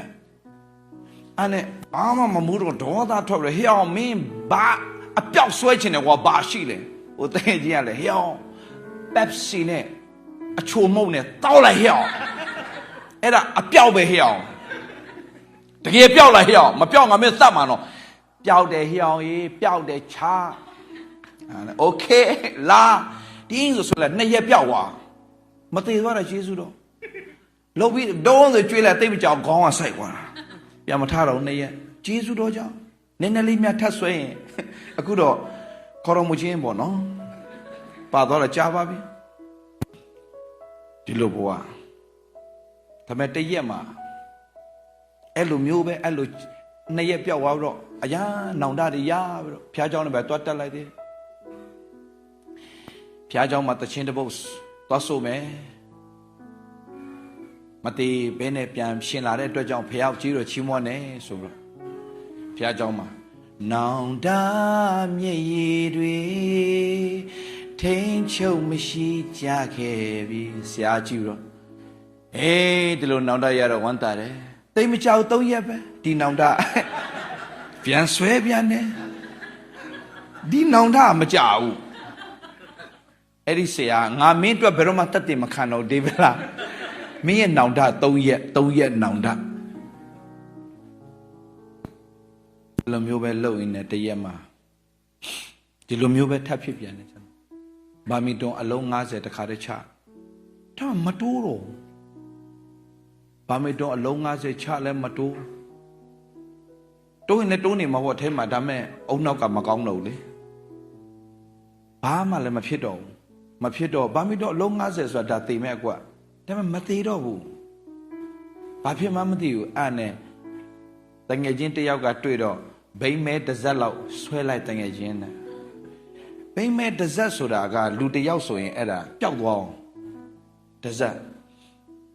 ကျော်တငယ်ချင်းတယောက်ကပြောတယ်တစ်စက်ချလိုက်သူပြောဟဲ့တစ်စက်လောက်တော့ငါတို့လကားတဲ့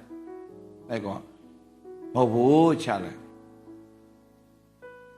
ငါတို့လကားတဲ့အမို့ချကွာဆိုအချလိုက်တာလက်ဖက်ရည်စာကြီးမှာထအော်တာ तू ဟာကြောင်ပြီးတော့ငါနားတွေပျောက်သွားပြီငါနားတွေပျောက်အဲ့ဘိမ့်မဲအဲ့လိုဖြစ်တယ်ကြောင်နားတွေပျောက်သွားပြီဆိုအာနဲ့ကောင်းကောင်းသူ့ကိုအိပ်ပျော်အောင်လုပ်လိုက်ရတယ်ခဏမို့ရဲလာဖမ်းတော့မှာမဟုတ်လို့အနောက်ကဇက်ပိုးကိုလေဒီလိုထုချလိုက်တော့ तू အိပ်ပျော်တော့မို့ရင်ရဲဖမ်းတော့မယ်ဆိုကျွန်တော်အလုံး90ချတယ်ဘိမ့်မဲတစ်ဆက်ရှူတယ်အဲ့ဒါလည်းဖြစ်တော့တကယ်တော့မဖြစ်တာမို့အထဲမှာဖြစ်နေပြီကိုကမသိတာယူရှင်းပြောယူနေပြီအဲ့ဒါမရတဲ့အစုံထပ်ပြီးတော့မှကိုဖတ်တာကိုကကျွန်တော်တို့ခင်မောကျွန်တော်မုတ်ရိုက်တယ်လို့ခေါ်တယ်မာရီဝါနာကျွန်တော်ဖတ်တာကျွန်တော်ရိုက်တာ2တိုင်ကျွန်တော်အရမ်းနေကောင်2တိုင်ဖရောဆိုရိုက်ပြီးတော့ကျွန်တော်ဆွဲလိုက်2တိုင်ဒါလည်းဘာမှမဖြစ်လာဘူးကျွန်တော်တက်ချင်တာမတက်လာဘူးတက်လာတော့အိတ်ဆေးရှိတယ်ဗီလီယံအဲ့ဒီဗီလီယံ5ဆိုတဲ့ဟာရှိတယ်အဲ့ဒီကောင်ကိုကျွန်တော်ကနေပြီးတော့မှနှလုံးတောက်ချလိုက်တယ်နှလုံးတောက်လဲမတက်လာတော့ချကွာဆိုတော့မှနောက်ဆုံးလက်ကြံတစ်ပိုက်ကိုအဖြူတစ်ပိုက်ကိုကျွန်တော်ကရှူချလိုက်တာရှူပြီးတော့မှတိတ်လိုက်တဲ့အရာတကောတော့အထဲမှာ poison ဖြစ်ပြီအကုန် poison ဖြစ်သွားတာ poison ဖြစ်လဲဖြစ်ကောဘိုက်ကိုဓာတ်နဲ့အဲ့လိုထိုးတယ်လို့ပဲနာတာလေအရန်နာတယ်မခံစားနိုင်တော့ကျွန်တော်ပါဇက်ထဲကနေအမြုပ်တွေထလာအစိမ်းအမြုပ်ကြီးတွေဘောဆိုထလာကျွန်တော်သိပြီကျွန်တော်လစ်တော့မယ်ဆိုအဲ့ချိန်မှာဘန်ဂျမန်ဆိုတဲ့ညီကကျွန်တော်ကအဲ့ဆိုင်ထဲကနေအဲ့လိုအထွက်အဲ့နောက်ဆုံးတစ်ခုကအဲ့ဒီဘိန်းချလဲချပြီးတော့ဘာမတက်လာဘူးဆိုတော့ကျွန်တော်ကယူကြောင်မှုကြောင်နဲ့ကျွန်တော်ကအရက်နဲ့ဝက်သားဝက်အစီပြားတော့ဝက်ကိုအစီပဲအဲ့တော့ကျက်တော်နီနဲ့တမယာသီးနဲ့လှုပ်ထားတဲ့အဲ့ဒါ BE ပတ်စံမရှိတော့ဆို BE တစ်ပိုင်းနဲ့ BE အကောင်းစားကြီးလည်းမဟုတ် BE တစ်ပိုင်းနဲ့တောက်ချပြီးတော့အဲ့ဒီကိုတောက်နေအချိန်မှာအရာဖြစ်လာပြီဆိုတော့ကျွန်တော်အပြင်ထွက်လိုက်တာအပြင်ထွက်တော့မှပျောက်လိုက်ပေါ်လိုက်ဖြစ်နေပြီဒါပေမဲ့ယထာလမ်းပေါ်မှာအရောက်မှာကျွန်တော်ပြုတ်ကျသွားပြီဟိုကြပါစတဲ့အဲ့လိုအမြုပ်ထားတာအဲ့ချိန်မှာဘသူမှကျွန်တော်ကြည့်တဲ့သူမရှိတော့အဲ့ချိန်မှာဘန်ဂျမန်ဆိုတဲ့ညီကိုတယောက်ရှိတယ်ဂီတာသူကဂီတာလုတ်တယ်သူ့ဖတ်တာဂီတာလုတ်ပြီးရောင်းတာသူကဘန်ဂျမန်ကတွေးတော့ကျွန်တော်ပြန်ခေါ်တာအဲ့ဒီမှာဥစားဆိုတာရှိတယ်သူကဆရာဝန်ဟာဒီကောင်သေတော့မယ်တဲ့ပြင်လိုက်တော့တဲ့အတုပါဒီကောင်သေတော့မယ်တဲ့သူသိတယ်သူကချက်ချင်းကန်လိုက်တယ်သူကလစ်နေတော့သေတော့မယ်တဲ့အဲ့ဒီအချိန်မှာကျွန်တော်သေရမှာအယမ်းကြောက်တယ်ဘာလို့သိလားကျွန်တော်နှစ်ချင်းခံပြီးသားလေဒါပေမဲ့အဲ့ဒီနှစ်ချင်းခံပြီးသားဖြစ်ပေမဲ့ကျွန်တော်အာမခံချက်အထဲမှာမရှိဘူး ဒါအောင်ကျွန်တော်အလကားလျှောက်អော်ပြောနာမဟုတ်ဘူးလူတွေကနှစ်ချင်းခံပြီးကဲတင်ချင်းရမယ်ထင်တာတေကန်နီးမှာကိုစိတ်ကကိုပြန်ပြီးတော့မေးတာမင်းခုတိမ်ပဲသွားမလဲအဖြေမပေးနိုင်ဘူးကျွန်တော်မှာအာမခံချက်မှမရှိတာခရိယန်ဖြစ်ပြီးတော့တေးရမှာကြောက်နေဖွဲ့တယ်အများကြီးပဲလေခုကအဲ့ဒါဘာလို့ဆိုတော့ဘာသာရေးခရိယန်နဲ့တေးရမှာကြောက်တာလေယေရှုသွားတဲ့နေ့ကအာမခံချက်ရှိသွားတာယေရှုတကယ်ရသွားတဲ့အချိန်မှာမကြည့်ယေရှုခရစ်တော်ဗတ္တိဇံခံလို့ပြန်ထလာတဲ့အချိန်မှာဤသူကငါနှစ်သက်မြတ်လို့ရငါဤချစ်သားပေဒီဆိုတဲ့အာမခံချက်လေတင်ယေရှုတကယ်ရပြီးတော့ဝိညာဉ်တော်ကတစလာခတ်ရင်အဲ့ဒီအတွေ့အကြုံရတာတင်မင်းငါသားဖြစ်တယ်ဆိုတော့ဒီအထဲမှာအတွင်းတက်တယ်လို့ခေါ်တယ်အာမခံချက်ရသွားရင်တင်ကြိုက်တဲ့အချိန်မှာကြိုက်တဲ့ပုံစံနဲ့လက်သွားအေးဆေးပါခရိယန်နေချင်းပြောမလားဟာနေပုံစံကြည့်တော့တည်တော့မလားမသိတော့ဖဖလွဲပါဟဲ့ဖဲ့ပါဟဲ့အဖွဲတွေရှိတယ်ခရိယန်နေလေတဲ့မင်းတည်တော့မလားမသိပါစပေါင်းရှောက်အရန်ဒေါသထွက်တဲ့ဖွဲတွေရှိတယ်ဟုတ်လားတရားမကြောက်တာလေအဖွဲတွေမယေရှုတကယ်ရသွားတဲ့နေ့အစေးပဲအစေးဒါမဲ့အဲ့နေ့မအေးစေးဘူးအခုတော့ကြိုက်တဲ့အချိန်ကြိုက်တယ်လို့ပုံစံလေးအစေးပဲကျွန်တော်အေးစေးတကယ်အေးစေးသွားတာယေရှုရတဲ့တတ်တာဒါမဲ့ယေရှုမရဘဲနဲ့ခရိယာမဲ့ဖြစ်တဲ့အဖွဲ့ကမအေးစေးဘူးယေရှုအကြောင်းတော့သိတယ်အကုန်သိတယ်အဖွဲ့ဒါမဲ့ယေရှုမရတဲ့အခါမှာအဲ့တော့ကျွန်တော်ဆိုငယ်ရတဲ့ကျွန်တော်က Sunday School မှာကျွန်တော်ကဘွဲမဟုတ်ပါလဲလက်ဆောင်အများကြီးရတယ်ကျွန်တော်ဟာ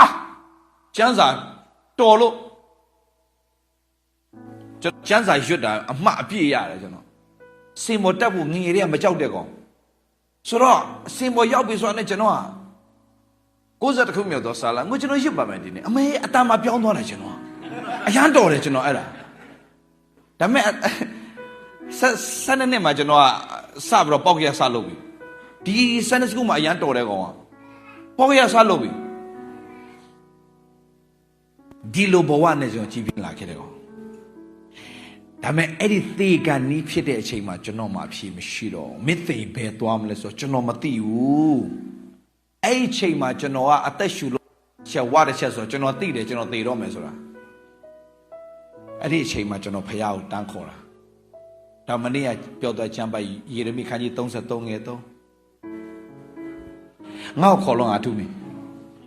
ကြည်တော့ရတင်မသိတော့နှစ်နေ့ရောငါပေါ်ပြဆိုတော့ကိုရောတကယ်အသက်ရှင်တဲ့ဖယားဆိုကျွန်တော်အသက်ပြန်ရှင်ခွင့်ပေးကိုရောတော့ပဲဖြစ်စေရမယ်ဒါကျွန်တော်ရဲ့ history မသိပဲနဲ့9မိနစ်လောက်နဲ့တော့ကျွန်တော်ဟိုပြောတဲ့အဖွဲ့တွေတော်တော်ကျွန်တော်တနာတယ်ကျွန်တော်ကတော့ဖယားနဲ့လုံးဝဖယားမရွေးကောင်းကျွန်တော်ကသိသွားတာကြာပြီဗျပြီးတော့ဖယားသာမရွေးကောင်းအမှုတော်ဆောင်မဲ့ကောင်လည်းမဟုတ်ကျွန်တော်ကဘယ်အမှုတော်ဆောင်မှလည်းကျွန်တော်ထင်ကြီးတဲ့ကောင်လည်းမဟုတ်ကိုအထင်မကြီးတဲ့လို့ကိုလောက်ရတာအဲ့ဒါဆရာဒေးဗစ်လာပဲတသက်လုံးထင်မကြီးဘူးဘယ်အမှုတော်ဆောင်မှဘာလို့အထင်ကြီးစရာလည်းမရှိကျွန်တော်ခက်ကအမှုတော်ဆောင်တွေကလာလိုက်ကျွန်တော်မုတ်တွေပါစားသွားတယ်ဆရာတွေလုံးဝညဘက်ငါကျွန်တော်ခက်တော့ negative ဆိုတာရှိတယ်neck တိုင်လို့ခေါ်တယ် neck တိုင်လားဘာကတိုင်လဲမဟုတ်လေဒီ neck တိုင်ပြောတာမဟုတ်ပါလဲဘာကတိုင် neck တိုင်လားဘာလဲရှိတယ်များတခုကျွန်တော်မုတ်တခုရှိတယ်ဘာ neck တိုင်လားဘာကတိုင်လဲမသိအောင်ထားလိုက်အဲ့ဒီမုတ်ကိုကျွန်တော်အရာကြိုက်တာအဲ့ဒီဆရာလေးတုံးမဲ့ကြံတော့အကုန်ဆွဲသွားတာတင်းအုပ်ဆရာကျွန်တော်ကြီးလို့ကိုမရတာဆွဲသွားတာပြီးတော့ကျွန်တော်ခိုးစားနေကြနှုတ်စီသူလာလဲလာအောင်လေအကတ်လေးပဲကြံတာကျွန်တော်မနေ့ကခိုးစားမဲ့ဟာအဲ့ဒါကိုနှုတ်စီဘူးလေးသိရမလားအဲ့နှုတ်စီဘူးလက်ဖက်ရည်နဲ့အကြံဆိုတော့ဘယ်လိုလဲအဲ့အခွက်နဲ့ပဲဖြော်လိုက်တာလေလှဲပလက်တာအပြောင်းဒီလိုရက်လို့တော့မကြံတော့အောင်ဒီတင်းအိုးဆရာအရန်စိတ်နာတယ်ကျွန်တော်ငါလည်းတက်လုံးမှုတော့ဆောင်မလို့တကယ်အဲ့ဒါကိုငယ်တုန်းကအဲ့ဒီ prophet လာပါလားအဲ့တော့ကျွန်တော်မသိပါဘူးဗျာတဲ့ prophet ပါပဲရောက်လာတော့ကျွန်တော်အဖေကိုဆရာကြီးကျွန်တော်အဖေအဲ့တော့အကြောင်းကိုကြည့်ဆရာကြီးဒီသားကတနေ့ဖယားအမှုတော်ဆောင်ဖြစ်မယ်ဆရာ ကျွန်တော်ရှောက်ကြည့်တော့ငါ၄ခွက်နဲ့ပြစ်မယ်အဲ့ဆရာငါ၄ခွက်နဲ့ပြစ်ဘာလို့ကျွန်တော်လာချိန်ဆဲတယ်လို့ကျွန်တော်ခံစားရတယ်ဘာလို့ကျွန်တော်မျက်လုံးထဲမှာမြင်ကြည့်တယ်ငါသာမှုတော့ဆိုဖြစ်ငါသူများအိမ်ရမုတ်တွေရှောက်စားမယ်သူများကော်ဖီတွေတောက် no ငါ့အဲ့ကလေးတွေကချိန်ဆဲမယ်ငါတီးတယ်လုံးဝဖြစ်မခံဘူးမလုံးဘူးဒီလိုကျွန်တော်လုံးဝအမှုတော်ဆောင်မဖြစ်ချင်ဘူးဒါမဲ့ဖခင်ကြီးဆိုတော့ကြည့်ဖခင်သခင်ကကျွန်တော်တောင်းတဲ့ချိန်မှာကျွန်တော်တစ်စက်မှကောင်းခဲ့တဲ့ကောင်းမဟုတ်ဘူးဘာမှလည်းမကောင်းခဲ့ဘူးဒါမဲ့ဒီဖခင်ကျွန်တော်တက်ရှင်ဝင်ပြန်ပေးတာတကယ်တော့ကျွန်တော်မြေဩဇာဖြစ်နေကြပြီဖခင်တကယ်အသက်ရှင်ခွင့်ပြန်ပေးတာကျွန်တော်ဒါနဲ့ကျွန်တော်အသက်ရှင်တဲ့သူဖြစ်တဲ့ချက်နဲ့စတော့မှကျွန်တော်ဆုတောင်းပြီဖခင်ဘာဆုတောင်းလဲဖခင်ကကျွန်တော်သုံးပါကျွန်တော်တောင်းတဲ့ຢာတစ်ခုပဲရှိတယ်ကျွန်တော်သုံးပါဘာညာရှောက်မတောင်းတာတစ်ခုပဲဖခင်အသုံးခံနေရကျွန်တော်ကျင်းနေတယ်တကယ်ပြောတာဒါမှန်သောစကားကျွန်တော်အများကြီးမတောင်းကျွန်တော်ကြွယ်ဝပါဆိုတာလည်းမတောင်းဘူးအောင်မြင်ပါဆိုတာလည်းကျွန်တော်မတောင်းဘူးဒါမဲ့တစ်ခုတော့တောင်းတယ်ဖခင်ကျွန်တော်သုံးပါဖခင်အတွက်အသုံးခံနေရတာကအဓိပ္ပာယ်ရှိလားလေလောကမှာဖခင်အသုံးမခံတော့ဆိုဘာအဓိပ္ပာယ်မှမရှိတော့တဲ့အတ္တတာဖြစ်သွားပြီဆိုတော့ကျွန်တော်ဖခင်အသုံးခံတဲ့အတ္တတာပဲဖြစ်ချင်တယ်ကျွန်တော်ဒါပဲဆုတောင်းတယ်ဒါမဲ့အသုံးပြုလိုက်ရင်ကျွန်တော်ဘာတိလာလဲဆိုတော့ကျွန်တော်တို့ဖခင်ကလေတိတ်ချစ်တဲ့ဖခင်ကြီးတေချာပြောမယ်နော်တေချာနာတော့အယံချစ်တယ်ကောင်းကြီးမင်္ဂလာအစဘယ်ကနေစလဲသိလားဖယားကိုချစ်တယ်ဆိုတာကိုစိတ်ချသွားတဲ့နေ့ရနေစတယ်ခင်ဗျာ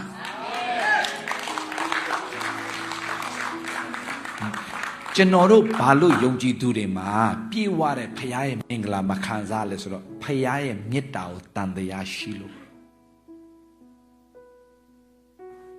ဖယားရဲ့မေတ္တာကိုကျွန်တော်တို့ကအယံတန်တရားရှိတယ်ဘာလို့တန်တရားရှိတာဆိုတော့ဖယားကိုတန်တရားရှိလို့မဟုတ်ဘူးနော်ကျွန်တော်ထင်တာဖယားသခင်ရဲ့ကောင်းကြီးကိုခံစားရလောက်အောင်ကျွန်တော်တို့ကမထိုက်တန်ဘူးလို့ကိုအလွဲနှိမ်ချတာတော့ဘာလဲမသိငါမကောင်းဘူး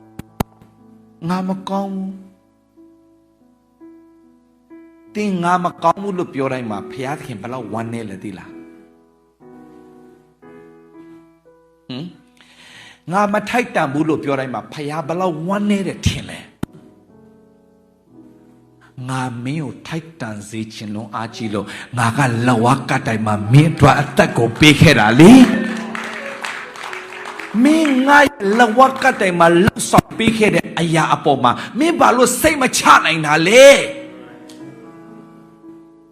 နေ့ရက်စဉ်တိုင်းမှာမနဲ့အိယာထနဲ့ယေရှုခရစ်တော်ရဲ့အသွေးတော်အဖြစ်ငါသည်ထိုက်တန်သောသူဖြစ်တယ်လို့သင်ဘာလို့ရဲမကြွေးကြော်ရဲတာလဲလို့ဖခင်ပြောနေတာတရားကောင်းကြီးနဲ့ထိုက်တန်သောသူဖြစ်တယ်ဘာလို့သင်ထိုက်တန်တာလဲသင်ကြောင့်မဟုတ်ဘူးယေရှုကြောင့်ဟာလေလုယာသင်ကြောင့်မဟုတ်ဘူးယေရှုကြောင့်သင်ကထိုက်တန်သွားတာကျွန်တော်ကောင်းကြီးနဲ့ထိုက်တန်တယ်ဘာကြောင့်လဲယေရှုကြောင့်ကျွန်တော်ကောင်းကြီးနဲ့ထိုက်တန်တော်သူဖြစ်သွားပြီဟာလေလုယာပြောမယ်သင်ရဲ့အကျင့်ကြောင့်ဖခင်ကောင်းကြီးပေးတာမဟုတ်ဘူး no သင်ရဲ့အကျင့်နဲ့မဆိုင်ဘူးဖခင်ကောင်းကြီးပေးတာကျွန်တော်ပြမယ်ခဏနေမဲ့ကျွန်တော်တို့ကဘာသာရေးထဲမှာနှစ်ပေါင်းများစွာကြီးပြင်းလာခဲ့တော့ဘာသာရေးနဲ့ကြီးပြင်းလာခဲ့တော့ကျွန်တော်တို့ကဖခင်ရဲ့ကောင်းခြင်းကိုစိတ်မချနိုင်ဘူးစိတ်မချမင်းတို့ကောင်းဆောင်လို့တဲ့ပုံမှာမင်းကိုဖခင်ကောင်းကြီးပေးမယ်မဟုတ်လား no ဒါကြောင့်လူတယောက်ကိုလည်းကျွန်တော်တို့ကမကောင်းရင်နှာခေါင်းရှုံချင်တယ်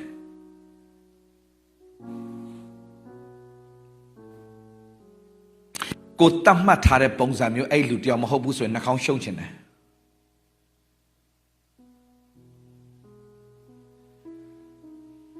ကျွန်တော်အခုကောင်းကြီးရန်ခံစားရတာဖခင်ကျေးဇူးတော်ကြောင့်လေအဲ့ဒါကျွန်တော်ကြောင့်မဟုတ်တယ်ယေရှုကြောင့်ကျွန်တော်ကငါဒီထိုက်တန်သောဖြစ်တယ်လို့ကျွန်တော်ကြွေးကြော်တာအဲ့ဒီအချိန်မှာ ကျွန်တော်ကြည့်ပြီးတော့မှအစင်မပြေတဲ့သူလည်းရှိမှာပေါ့အများကြီးအဝေးမကြည့်နဲ့တင်းတို့ဇနီးမောင်နှံ2ယောက်ထဲမှာပဲကြည့်နော်ယောက်ျားကနေပြီးတော့မှအားပါရဖျားခင်အားဖြင့်ကျွန်တော်ကတန်ရှင်းတော်သူဖြစ်တယ်ထိုက်တန်တော်သူဖြစ်တယ်လို့ပြောချင်မှာဘေးနာမိန်းမ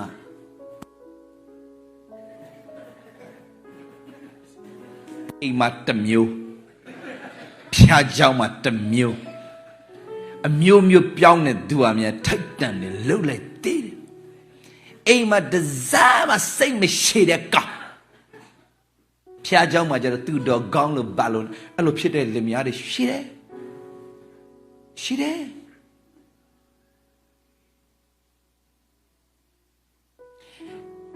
ကျွန်တော်လည်းဖြစ်ခဲ့ဘူးတာပဲကျွန်တော်မိန်းမလည်းကျွန်တော်သိကြည့်လို့ရတာမဟုတ်ဘူးဖျားเจ้าသွားကနေမှကျွန်တော်စကားများပြီလေစကားများတယ်ကျွန်တော်တို့ကဘာလို့စကားများကျွန်တော်မလိမ်ဘူးတိတ်တဲ့ပုံစံလည်းမနေပါဘူးဟမ်ဆောင်ပါဘူးကျွန်တော်အမျိုးသမီးကကားထဲရောက်မှထမင်းစားတဲ့အချင်းကျွန်တော်လည်းမခံစားနိုင်ဘူးကျွန်တော်ကားဆိုကျွန်တော်ရေမွေးနဲ့မွေးနေအောင်လုပ်ထားတာထမင်းဘူးထဲမှာငပိပါလာသေးတယ်ကွာငါမခံစားနိုင်ဘူးဒီကိစ္စငပိဒီမကဘူးငပိဘေးနာမှာကြိုက်ဖို့ငါချဟာခင်ဗျာစဉ်းစားကြည့်စမဲဒီစမဲဘယ်လောက်ကြမ်းလဲငပိငချောက်ဘာပါသေးလဲကျွန်တော်လည်းမသိတော့မောင်းနေနဲ့ highway ဆိုတော့လည်းတကားလည်းဖွင့်လို့မရဘူး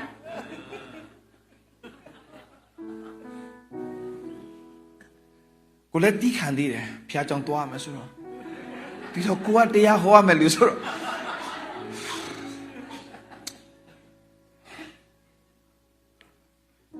ကျွန်တော်စားလိုက်လေသူကျွေးတော့မယ်ဆိုတော့ကျွန်တော်လည်းသိတယ်အဲကြောင့်မပြောဘူးအဲ့ဒီမှာသူကျေးဇူးတော်ချီးမွမ်းတော့ဆွဲနေတာသူကအဲ့ဒီမှာကျွန်တော်ကြည်မရတော့အဲ့မှာကျွန်တော်ပြောပြီအိမ်မှာစားလို့မရဘူးလားလို့နည်းနည်းလေးပြောမိတာဟာဆွဲပြီသူကတို့ကဒီတလုံးလေးပဲပြောတာသူကဆွဲတာဟိုစက်တနတ်လို့ပဲထူနဲ့ရွှေတာယောက်ျားတွေဆိုတာယောက်ျားတွေပါကုန်ပါသွားပြီနော်သူစားပြောတယ်ယောက်ျားတွေဆိုတာကသူတို့ဖို့ပဲသူတို့သိတာငါကဒီမှာပဲစားတာလေငါမသွားခင်မှာခလေးတွေစားဖို့လုပ်ရသူပြောလဲမှန်တယ်သူတို့ကြတော့အဝတ်စားလေးဝက်လေအလားလေးပြင်းရင်မွေးလေးကလှုပ်လိုက်သေးတယ်ပြီးတော့ကောင်းမှတော့ဆောင်းတယ်ငါချက်ကျွေးတဲ့အကုန်စားပြီးတော့ကောင်းမှတော့ဆောင်း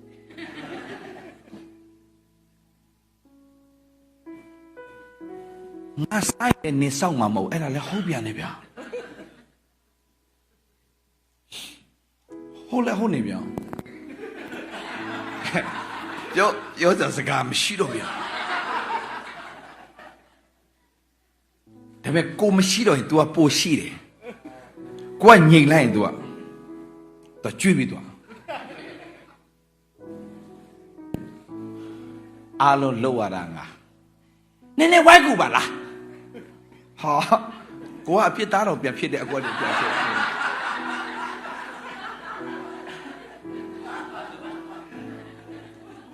မဘူးဟုတ်ပါတယ်ဒါလည်းမှန်တယ်ဒါပေမဲ့ငါကားထဲမှာလေသာနတ်ဆိုတာငပိဆွဲသွားရင်နင်စဉ်းစားကြည့်အိုးဆွဲတာမဆွဲတာစိတ်ဝင်စားဘူးဘိုက်ဆိုင်တော့စားမှာအစင်ပြေဘူး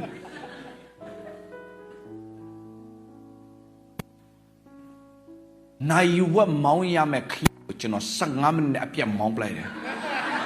ကားထဲမှာမနေနိုင်တော့လို့ကျွေးတာဒါနဲ့ပဲကျွန်တော်ကတိကက်တွေလည်းရတာမနေတော့ဘူးချာရောက်သွားပြီ9မိနစ်သူ့ကိုလုံးဝမကြည့်ရှင်တော့ အချိန်တိုင်းတရားဟောရမယ်ကျွန်တော်စင်မတက်သူအောက်ကနေဘယ်လိုကြည့်ရထင်လဲ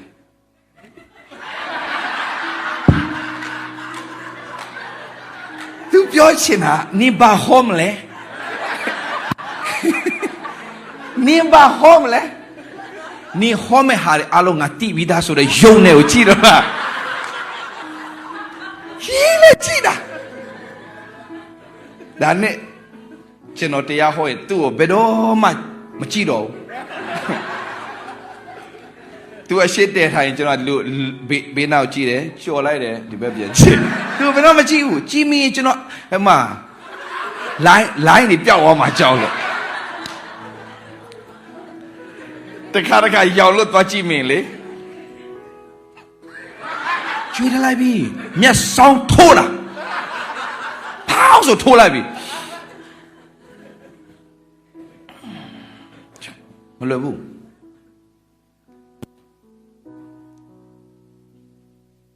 တခါတလေသူကလှုပ်သေးတယ်အိမ်ညဒေးဗစ်လာပုံနဲ့ဖះเจ้าကဒေးဗစ်လာပုံဗီဒီယိုရိုက်ပြီးတော့ပြလိုက်ချင်းတယ်တကဘာလုံး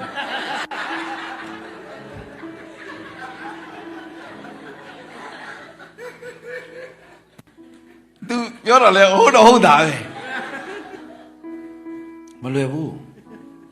ကိုကိုပြန်စဉ်းစားလဲတခါလေ तू ပြောတယ်ဟုတ်တယ်ဆိုတာပြန်စဉ်းစားပြီးတရားဟောခြင်းစိတ်တောင်းရှိတော့ပြီးတော့ तू ပြောလဲဟုတ်တာပဲနော်ဒါပေမဲ့နှုတ်ကပတ်တော်နဲ့သေချာပြန်ကြည့်တဲ့ချိန်မှာ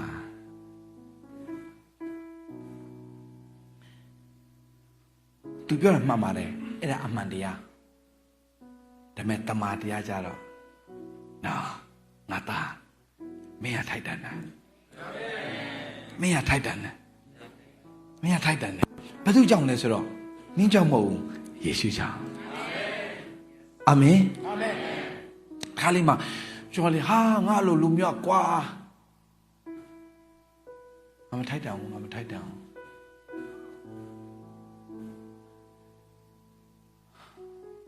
စိတ်လည်းမရှိနိုင်ဘူးကျွန်တော်တာသမီတို့လည်းတစ်ခါလေပုံသက်တယ်မဖြစ်ဘူးဘာမဖြစ်လဲဆိုတော့ကျွန်တော်ပြောပြမယ်တစ်ခေါက်ကျွန်တော်သားလေးကားမောင်းတာကျွန်တော်လိုက်စီးတာကျွန်တော်သားလေးနဲ့ကျွန်တော်သွားတဲ့နေ့မှာဒီကလားတယောက်ကားကိုဖျက်တိုက်တာဘေးနာနေဒလို့ဖျက်တိုက်တာ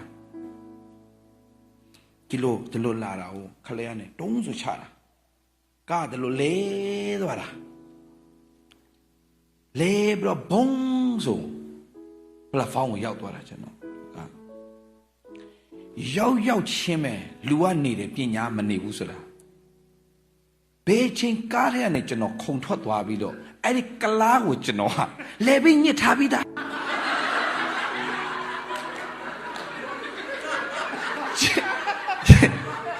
ကျွန်တော်မတိလိုက်ဘူးဒီကိစ္စဒါအမှုတော်ဆောင်နော်အဲ့ဒီရုပ်တာသူများဓာတ်ပုံရိုက်ထားရင်ကျွန်တော်ဟောစရာမရှိတော့ဘူးအမေကျွန်တော်လည်းပဲညစ်တဲ့ပုံစံဘယ်လိုညစ်ထင်လို့လဲဒါကြောင့်ကျွန်တော်ကပြောတစ်ခါလေမကြည့်တင်တာမကြည့်နဲ့ကျွန်တော် UFC အရင်ကြည့်တယ် UFC လေကျွန်တော်အဲ့ဒီကလောက်ချုပ်ထားတဲ့ UFC လို့ချုပ်ထားတာဟာကျွေးထားတာဟိုကောင်ကနေမှလဲဒီလိုဖြစ်နေပြီဒါကြောင့်အဲ့ဒီအရန်ကြည့်တာများတဲ့ဟာတွေကအပြင်မှာရှော့လောက်တာလေကျွန်တော်လုံးဝမဲကျွန်တော်ထပ်ပေါက်တွေပါလေလုံးမလားဆောင်းကြည့်လိုက်သေးတယ်အကွက်တွေလာပြီဒါလိုကျွေးထားတာကျွန်တော်ဟာဟိုကောင်လည်းလို့ဖြစ်နေပြီကျွန်တော်သားလေးကပြေးလာ Daddy do you know you are pastor အဲ့ဒီမှာတည်းငါ pastor ဟုတ်တယ်ငါ UFC fighter ဟုတ်ထင်နေတာစိတ်ထဲမှာအဖေ don't do that အဖေ don't do that ကျွန်တော်သားအားဖြင့်ကျွန်တော်အများကြီးပြန်မလို့မှဟိုပုံဘယ်လိုခေါ်မလဲပုံသက်တွေကောင်းတယ်ကျွန်တော်သား Daddy you are pastor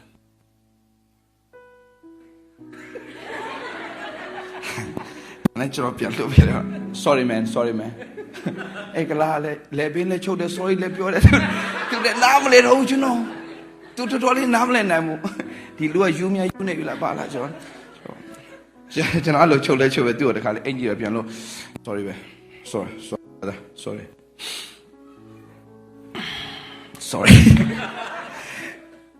ဘာလို့လောမှမသိတော့ကျွန်တော်လဲပြန်မောင်းလားကျွန်တော်ပြန်တရားဟောတယ် Daddy you shouldn't do that yeah I know son I knowကျွန်တော်ပြော That's why I'm telling you never ever watch UFC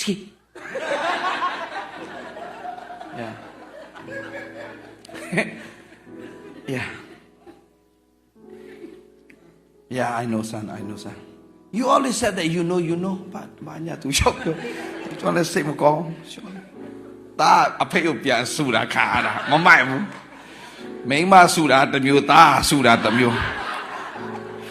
ရေးလက်ခံစားတယ်ကျွန်တော်အဲ့လေကျွန်တော်တရားဟောခြင်းစိတ်မရှိတော့မဟုတ်ချင်တော့ကျွန်တော်ဒါပေမဲ့မျက်မှောက်တော်တဲ့ပြန်တိုးဝင်တိုင်းမှာမင်းရထိုက်တန်တဲ့ငါသားမင်းရထိုက်တန်တဲ့ငါသားမင်းရဲ့လှုပ်ဆောင်မှုတွေကြောင့်ငါမင်းကိုအသုံးပြုနေတာမဟုတ်ဘူးဟုတ်မမင်းငါရဲ့ကောင်းမြတ်ခြင်းပေါ်မှာသာစိတ်ချမကြည့်တော့ကျွန်တော်ပြောပြမယ်ဒါဆိုရင်ဆရာလှုပ်ချင်တာလှုပ်တိုင်းဖះကောင်းကြီးပေးမှလားဆရာဆိုတော့မိကုန်းနဲ့အများကြီးရှိလိမ့်မယ်ကျွန်တော်ဖြေမယ်တေချာနာထား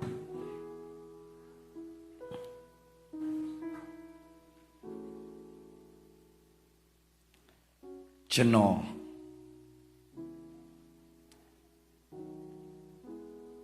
ကောင်းတဲ့အပေါ်မှာကျွန်တော်ဖះကောင်းတာမဟုတ်ဘူးနော်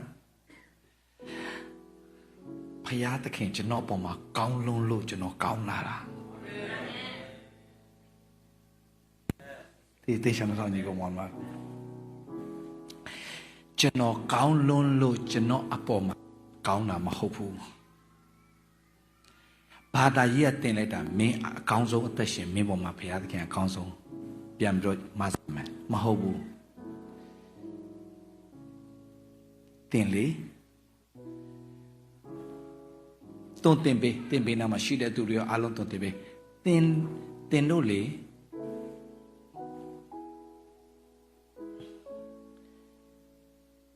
ဘယ်လောက်ပဲတင်က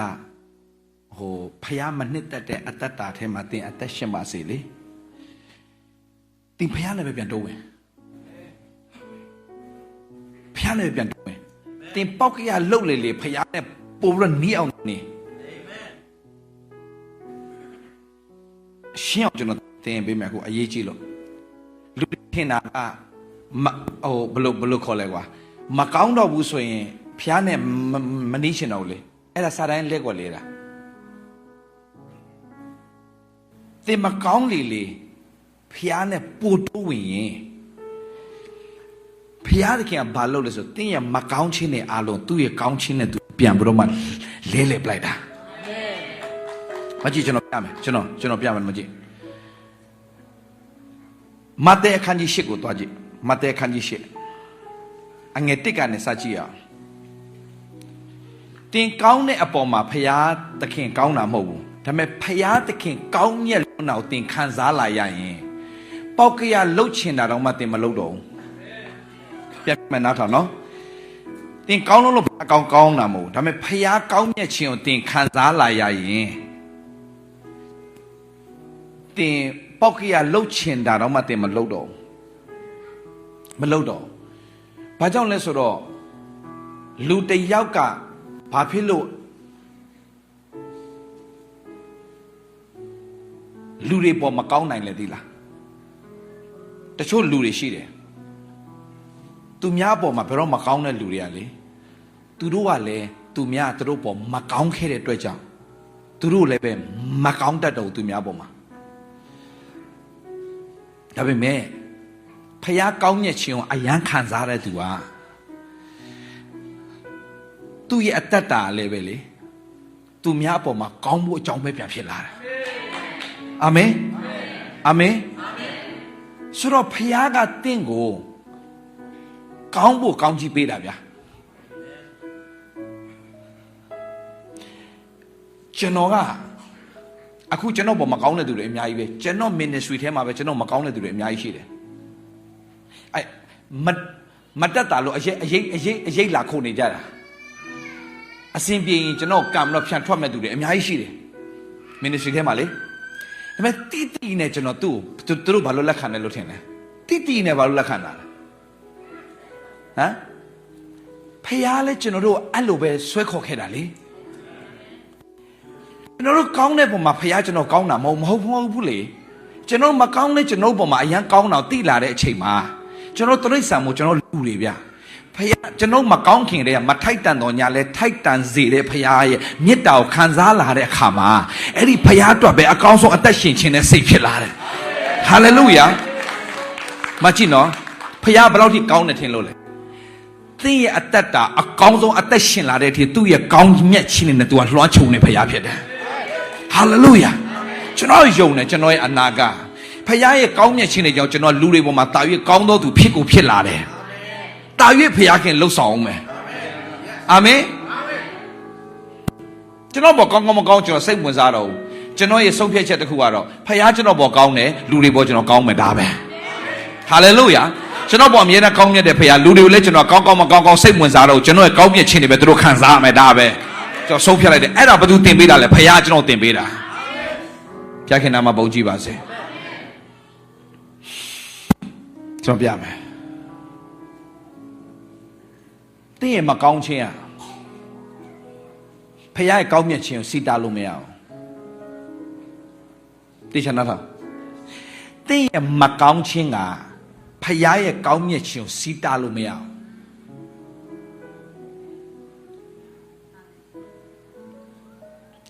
ဖယားရဲ့ကောင်းမြတ်ခြင်းကပဲတင်းကိုနိုင်လိမ့်မယ်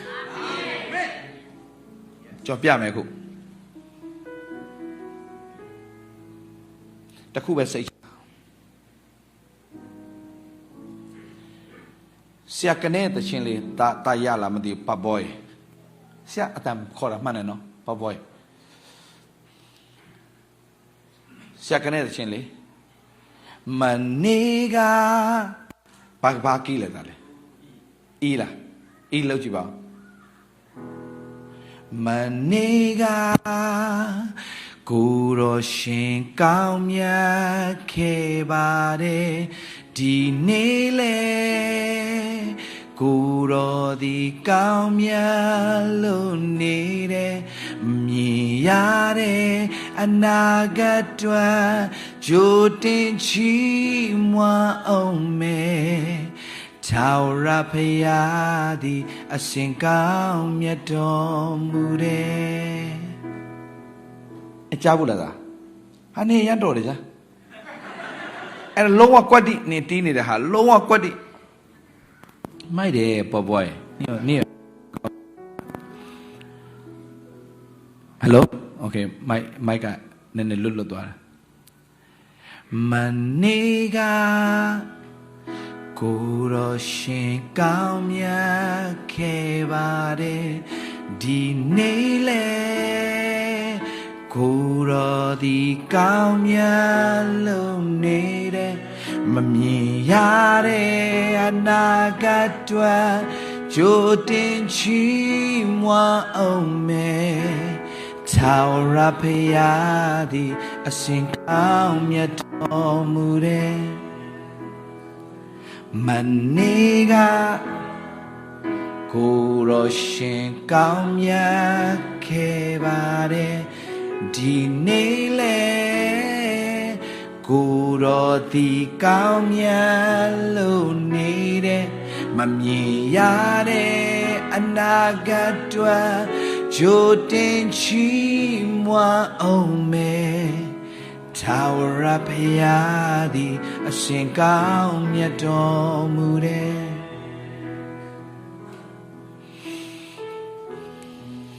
ဟာလေလုယာ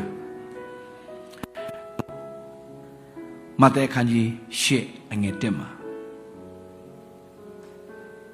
တင်ကောင်းလို့သူကောင်းတာမဟုတ်မှတ်ထားသူတေးကောင်းမြတ်တယ်ဆိုတာနေ့တိုင်းဝန်ခံခြင်းကောင်းမြတ်ခြင်းနဲ့တင်နေ့တိုင်းခံစားလဲမှာစိတ်ချ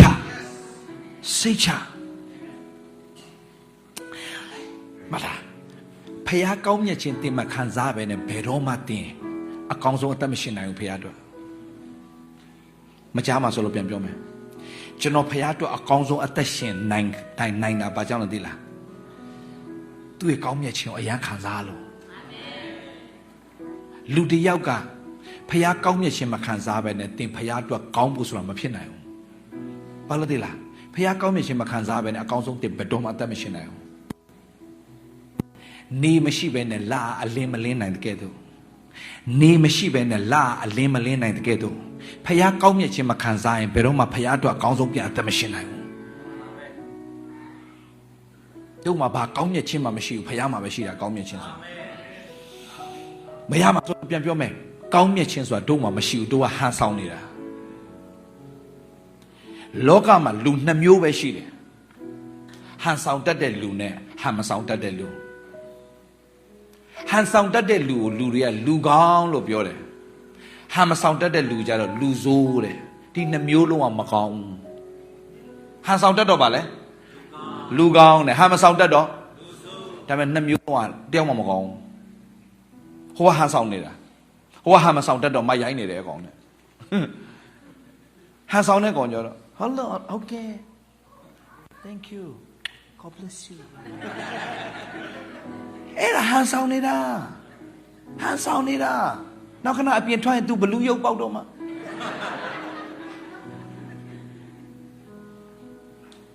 နှုတ်ဘတ်တော်ပြောထားပြီးသားဖြောင့်မတ်တော်သူမရှိတရားမျှမရှိကောင်းတော်သူမရှိ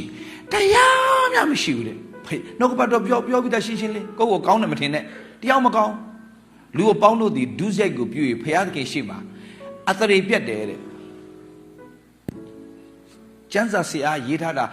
သိရင်ကြီးတာပဲလူပေါင်းလို့ဒီဒုစရိုက်ကိုပြု၍ဖျားခင်ရှိမှာပါလဲအသရေပြတ်တယ်ပဲပြောတာလောကစကားနဲ့တဲ့ပြောလိုက်ပါလဲဖျားရှိမှာတယောက်မှကြက်သေးမရှိဘူးတဲ့အသရေမရှိဘူးဆိုတာဒါကြီးလေးပြောတာတကယ်တော့ကြက်သေးကိုမရှိတယ်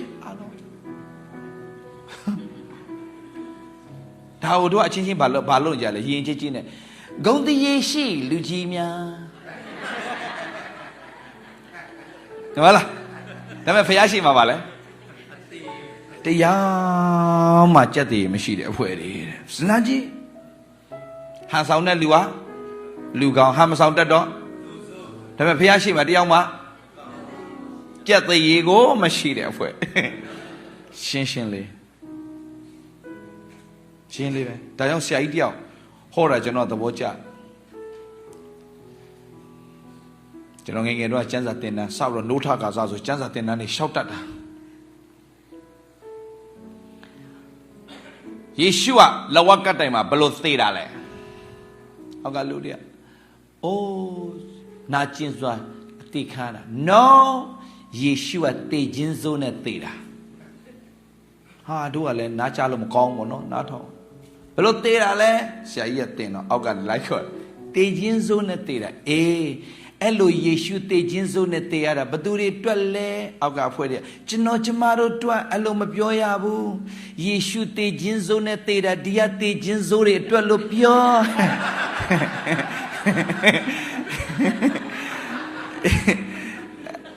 အဲ့မှာတကယ်အန်တီတွေဘာတွေလာတော့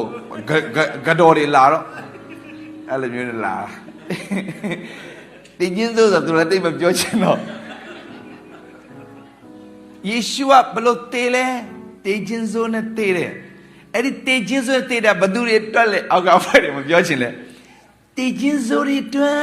ရတယ်အဖွားတွေသူတို့မခံစားနိုင်ဘူးယေရှုအသေးခံရတာဒီတေးခြင်းစိုးနဲ့တေးရတာဒီရတေးခြင်းစိုးတွေတွက်ပြောတာတော့ရိုင်းပေမဲ့ဟုတ်တယ်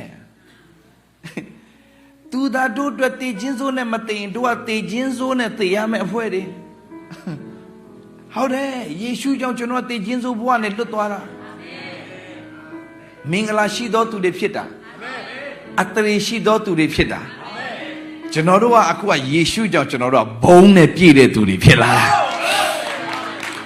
ဟာလေလုယာသင်ကိုကြိုက်တဲ့လူပြောပါစေသင်ကယေရှုအပြင်သင်ကထိုက်တန်တဲ့သူယေရှုအပြင်သင်ကမင်္ဂလာရှိသောသူယေရှုအပြင်သင်ကကောင်းကြီးရှိသောသူ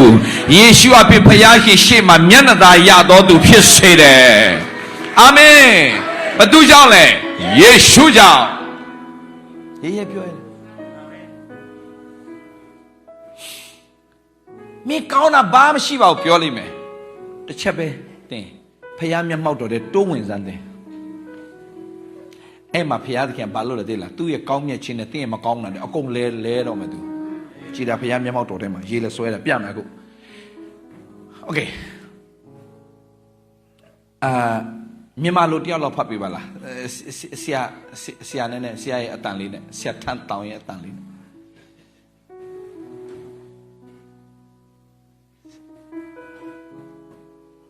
ဆရာထန်းတောင်ရဲ့စတိုင်သလားဆရာထန်းတောင်စတိုင်သားပြန်ကောင်းဆက်ပဲချမ်းဖိုက်လေဆရာမိုင်တော့ခါတီတက်သွားတာဆင်းသွားမှာဒီလိုပဲကြမ်းပဲလေဆရာမတဲခန်းကြီးရှစ်ဆရာရဲ့မတဲခန်းကြီးရှစ်အငယ်တစ်ဆရာမြန်မာလိုပဲဆရာရှစ်တစ်ဟုတ်ကဲ့ခန်းကြီးရှစ်ခန်းငယ်တစ်ဟုတ်ကဲ့ကိုရောဒီတောင်ပေါ်မှာဆင်းကြတော်မူလျင်ညာစွာသောလူပေါင်းတို့သည်နောက်တော်သို့လိုက်ကြ၏ဟုတ်ပြီဘယ်ကနေဆင်းကြလဲဆိုတော့တောင်ပေါ်ဒေသနာသူဟောတာလေတောင်ပေါ်ဒေသနာသူဟောပြီးတော့ပြီးတော့သူတောင်ပေါ်ကနေဆင်းလာပြီမျက်လုံးထဲမှာမြင်ကြည့်ယေရှုဟောဆင်းလာပြီဟုတ်နော်ဟုတ်ပြီအတူနောက်ကိုလူတွေလည်းလိုက်လာတယ်ဆက်သွားဆရာထိုအခါနူနာဆွဲသောသူတယောက်သည်ညွန့်ပြန်ရဲ့ဟုတ်ပြီတောင်ပေါ်မှာတက်ပိုင်ခွင့်မရှိတဲ့သူတယောက်ရှိတယ်အဲ့ဒါနူနာသူကလူအုပ်ကြီးထဲမှာသူကနေခွင့်မရှိဘူးလူတွေရဲ့ပြစ်ပယ်ခြင်းခံထားရတဲ့သူတနည်းအားဖြင့်လူတွေကကြက်တရေမရှိဘူးဆိုပြီးတော့မှတကယ်လည်း तू ကအတရေမရှိတော့ဘူးလေနူနေဖြစ်တော့ကြောင့် तू မှာအတရေမရှိတော့ကြောင့်လူနာကိုကတ်လို့မရလို့ तू ကလူတွေရဲ့အပြင်ပမှာနေရတဲ့သူဖြစ်တယ်ဆိုစဉ်းစားကြည့်ညီကောင်မောင်မတော်အဲ့လူကိုလူတွေကဘာပြောမယ်ထင်လဲဟမ် तू အကျင့်မကောင်းလို့ဒီလိုယောဂဖြစ်တာလေဟမ်ဒီလိုယောဂဖြစ်တာ तू ကအပြစ်သားမို့လို့မကောင်းလို့လက်ညှိုးထိုးတယ်မဟုတ်လားလူတွေရဲ့လူအတိုင်းဝိုင်းထဲမှာနေလို့မရတဲ့သူဗျာ तू တနည်းအားဖြင့်လူပေါင်းထဲမှာဝင်မဆတ်တဲ့လူဗျာ तू ဒါပေမဲ့အဲ့ဒီသူကယေရှုမှာသူ့အတွက်မျှော်လင့်စရာရှိတယ်ဆိုတာ तू သိသွားတာဟာလေလုယာဒီမှာမင်္ဂလာတစ်ခုကဘာလဲဆိုတော့လောကမှာဘယ်ဘောင်ထဲမှာမှမရှိဘဲနဲ့ဘောင်အပြင်ကနေသူများပြစ်ပယ်ခြင်းခံထားရတခုပဲပြောမယ်အဲ့ဒီလူတွေအတွက်ယေရှုရှိတယ်အဲ့ဒီလူတွေအတွက်ယေရှုရှိတယ်ဟာလေလုယာဒါပေမဲ့လူတွေတော်တော်များများပြစ်ပယ်ခြင်းခံလိုက်ပြီဆိုတော့လူတွေပြစ်ပယ်ပြီဆိုတော့ဖခင်ပြစ်ပယ်ပြီသူတို့ထင်သွားတာဖခင်မပြစ်ပယ်ဘူးဗျာဒါပေမဲ့သူတို့တိုးဝင်ဖို့ရန်အတွက်သူတို့ခတ်သွားတာဒါပေမဲ့ဒီလူကတိုးဝင်တယ်ဗျာဗလိုင်းလူအုပ်ထဲတော့သွားလို့မရဘူးဒါပေမဲ့အဲ့ဒီလူအုပ်ထဲကနေဆင်းလာတဲ့ယေရှုကို तू ကတောင်အောက်ကနေဆောင်းနေတာ तू ဟာအာမင်ဆိုဆရာဆက်ဖတ်ပေးပါဦးတခင်အလိုတော်ရှိရင်ကျွန်ုပ်ကိုတန်ရှင်းစေနိုင်တော်မူသည်မကြီး go back to verse 2 please verse 2 please and behold a leper came and worshiped him see here a leper အနုတယောက်က came and worshiped him ကျွန်တော်အမင်္ဂလာနဲ့မင်္ဂလာအကုန်ပြောင်းသွားတဲ့အဓိကချက်က worship ဆရာ hallelujah တော့တင်းကို ကိုသူများဘလောက်ပဲပြစ်ပဲဘလောက်ပဲဘာတွေပဲဖြစ်ဖြစ် online မှာကျွန်တော်ဝင်းညင်ထဲမှာ online မှာတချို့အဲ့လိုမျိုးအတူလိုမျိုးပဲအတိုင်းဝိုင်းပြစ်ခြင်းခံထားတဲ့အဖွဲ့တွေရှိတယ်အဲ့လိုဖျားခင်သင်ကိုစကားပြောနေဖျားတခုပဲလောက်ခိုင်းတယ်အနုတယောက်ကသူ့ lock လူဒီအလုံးပြစ်ပေပြီဒါပေမဲ့ तू ဘာလုပ်လဲဆိုတော့ तू ကလုံးဝ a leper came and worship him saying Lord if you are willing you can make me clean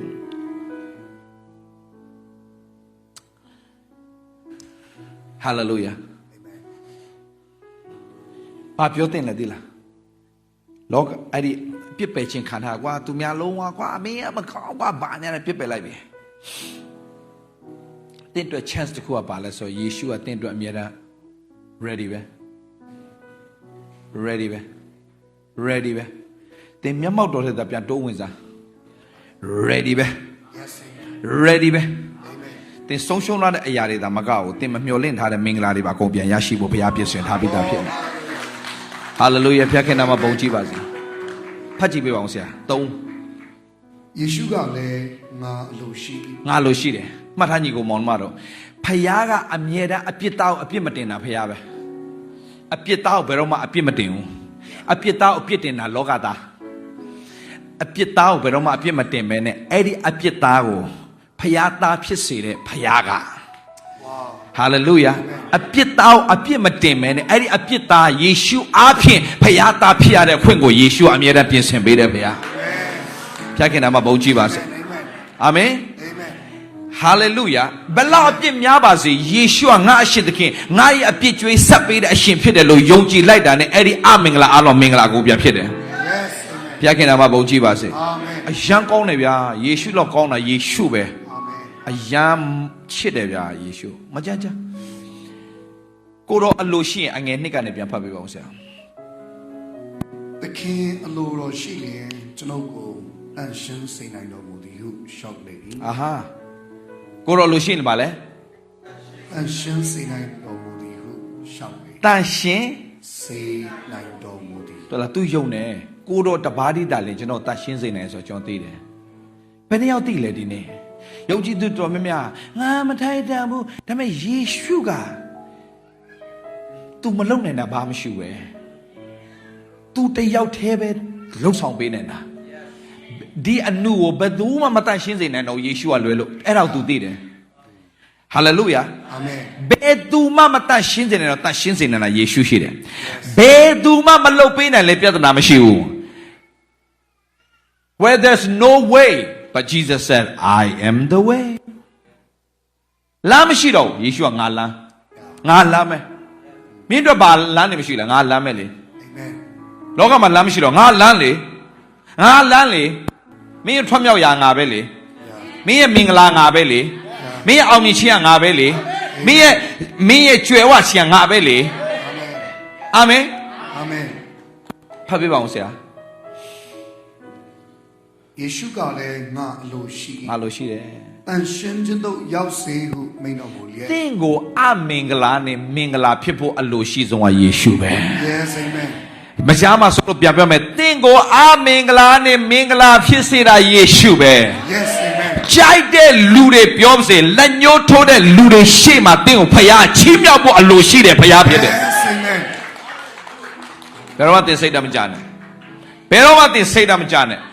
ဘယ်တော့မှသင်စိတ်ဓာတ်မကြနဲ့ယေရှုအားဖြင့်သင်ကမရခဲ့တဲ့မင်္ဂလာအလုံးအစတရားပြန်ရဖို့ဘုရားခင်ပြင်ဆင်ထားပြီးသားယုံကြည်တဲ့သူအာမင်သုံးကြိမ်ထူအောင်1 2 3 amen amen amen hallelujah အာမင်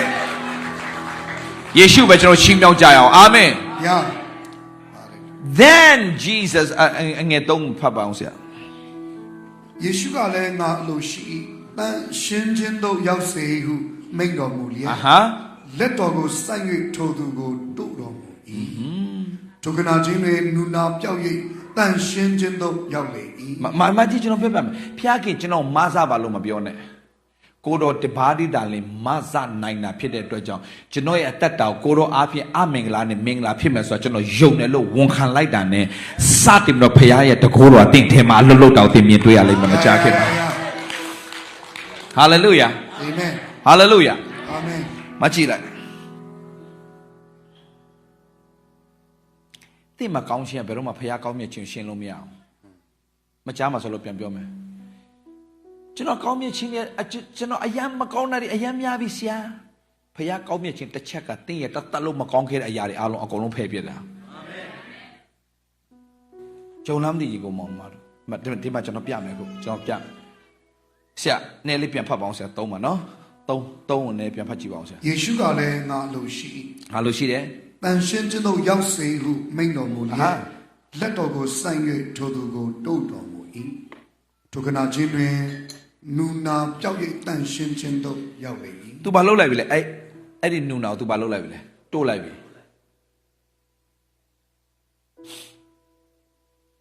စကားကြည့်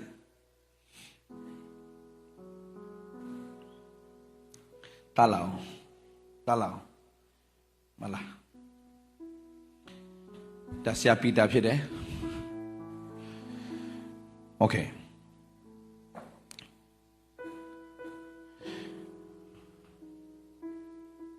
သူကယေရှုဆိုပါစို့ဒီမှာအနု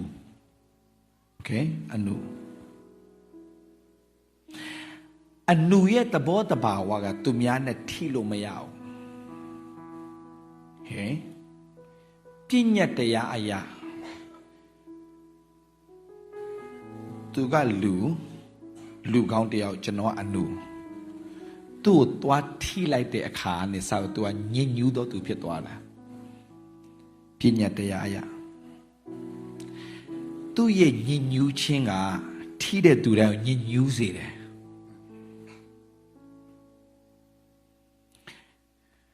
ကျွန်တော်ရဲ့ညင်ညူးတာဘယ်လောက်များတယ်လဲဆိုရင်ကျွန်တော်နဲ့ထိတဲ့သူတိုင်းကဘာဖြစ်စေလဲညင်ညူးစေတယ်ဒါကြောင့်ကျွန်တော်နဲ့ထိတဲ့သူကဗိမာန်တော်ထဲသွားခွင့်မရှိတော့အသားချင်းခံလိုက်ရဘောနော်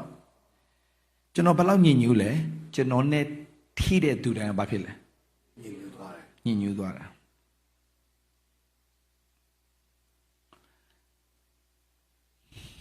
ဒါကြောင့်အဲ့ဒီလူနုကသူများကိုထိပြီဆိုအဲ့ဒီမထိခင်ပါပဲလူတွေကဘာလုပ်လဲအဲ့ဒီလူမကတ်နဲ့လို့ပြောတယ်မင်းကြောင့်ငါညင်ညူးတဲ့သူအဖြစ်မခံနိုင်ဆိုတော့ခဲနဲ့ပေါက်ဝင်လူနုကဘယ်သူမှထိလို့မရထိတာနဲ့ခဲနဲ့ပေါက်ပေါ့မင်းငါ့ကိုညင်ညူးတဲ့သူဖျောက်မင်းလာလို့တာလားရောဝိုင်းပေါက်ကြတာအမှသေရောဘာလို့ဒီညင်ညူးတဲ့သူကထိတဲ့သူတိုင်းညင်ညူးသွားစေလို့သူတို့ကဒီလူနုကိုသူကမြို့ထဲမှာမထားဘူးမြို့ပြင်ထွက်တာအဲ့တော့မြို့ထဲဝင်လာတော့ခဲနဲ့ပေါက်တတ်မှာပဲတောင်မြို့ပြင်မှာပဲသူနေတယ်မယေရှုစောင့်ဒီလိုပါပဲညီကောင်မောင်မတို့ရဲ့လူရဲ့အတိုင်းဝိုင်းတစ်ခုကနေနာမည်ပြတ်ထားတဲ့သူတယောက်ကိုဘယ်သူမှမပေါင်းရဘူးဘာဖြစ်လဲသူတင်းပေါင်းတာနဲ့ဘာလုပ်ပြီလဲတင်းကိုသူများဘာလုပ်တော့မလဲတင်းကိုလည်းအဲ့ဒီလူလိုပဲဆိုတော့မှတကိုင်းနဲ့ထားလိုက်တော့မယ်တင်းကိုပဲဖယ်ထုတ်တော့မယ်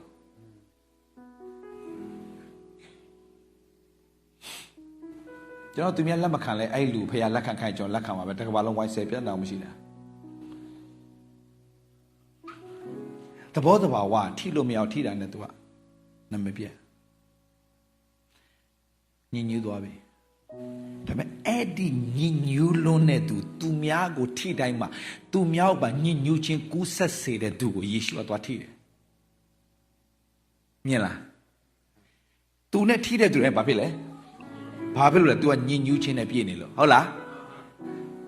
ဒါပေမဲ့အဲ့ဒီညင်ညူးတဲ့သူကိုယေရှုကဘာလုပ်ပြီလဲခု touch him Jesus put out his hand and touch him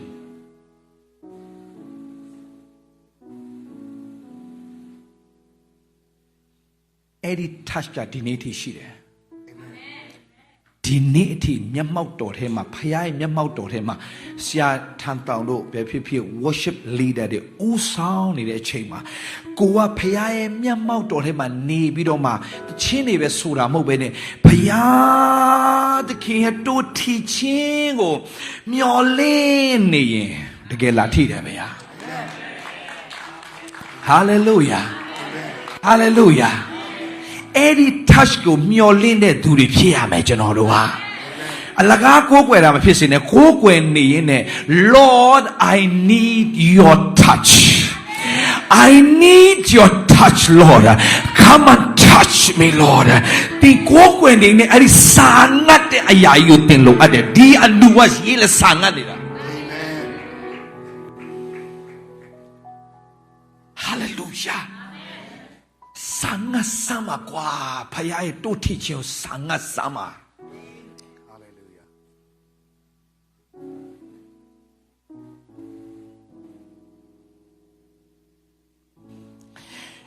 तू ကမျောလင့်နေတယ်မျောလင့်နေတယ်ကိုရောသမီးကိုတိုးထိပါတောက်တိုးထိပါလို့ပြောတဲ့သူဖခင်ဘာလို့မထင်လို့လဲတကယ်စာငတ်ရင်တကယ်တိုးလားတိုးထိခြင်းကဘာဖြစ်သွားစေတယ်လဲတဲ့ Jesus put out his hand and touched him saying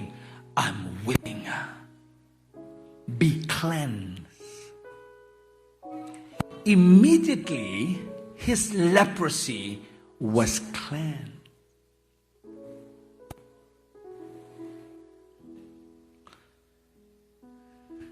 em mà rồiချက်ချင်းလို့ပြောလားဟာလားချက်ချင်း ထိုခဏချင်းတွေ ထိုခဏချင်းတွင် နူနာပြောက်၍တန်ရှင်းခြင်းတို့ရောက်နေပြီ ကြည့်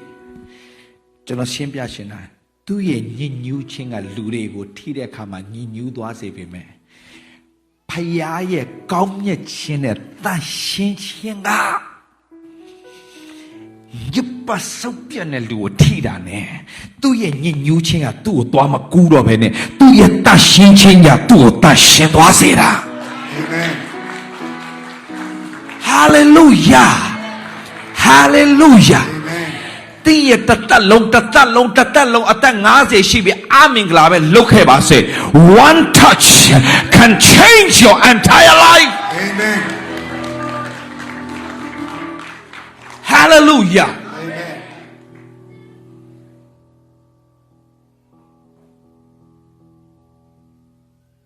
ကျွန်တော်ကအသက်50နာပြည့်တော့မယ်အသက်50နာပြည့်တော့မယ်ဒီနေ့ကျွန်တော်ပို့ရအသက်ရွယ်ကြီးပြင်းလာလေကျွန်တော်ကပူချမ်းမာလာလေပို့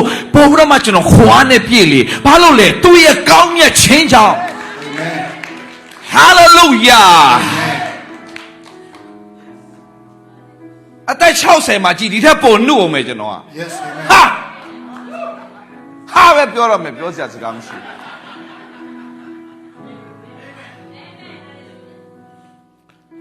ဘာကြောင့်လဲယေရှုကြောင့် just one touch ဒီ conference မှာတင်လို့အတာက touch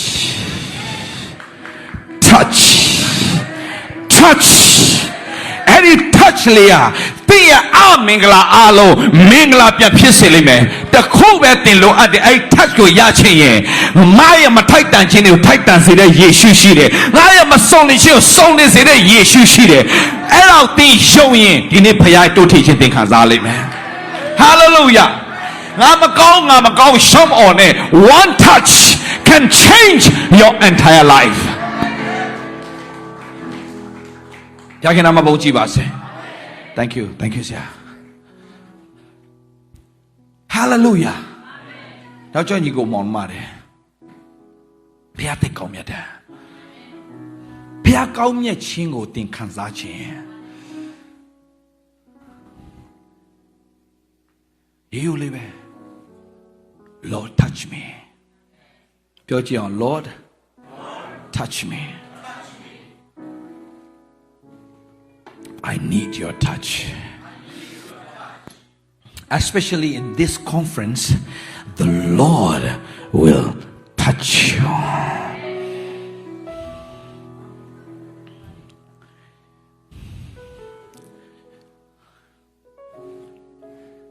တခုပဲတင်ဘယ်လောက်စာငတ်လဲတင်ဘယ်လောက်စာငတ်လဲတင်ဘယ်လောက်စာငတ်လဲ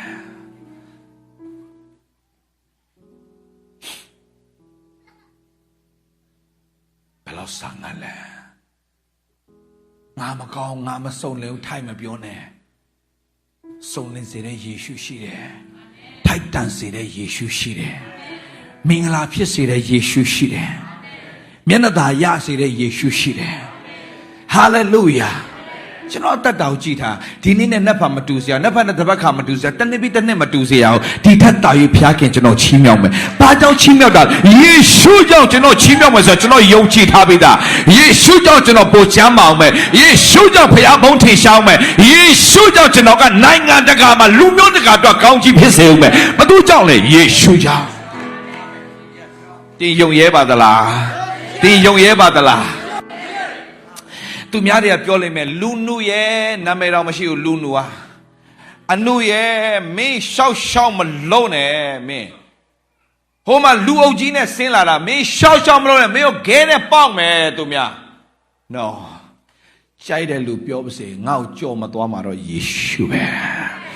ဟာလေလုယာငါ့ဘယ်တော့မှပြစ်မသွားမှာယေရှုပဲငါ့ကိုကြော်မသွားမှာယေရှုပဲငါ့ဘယ်တော့မှဒီလိုမျိုးလက်မျက်နှာလွှဲသွားမဲ့ထဲမှာယေရှုမပါစေရဘူးယေရှုကငါ့ကိုချစ်တယ်ဖခင်ဖြစ်တယ်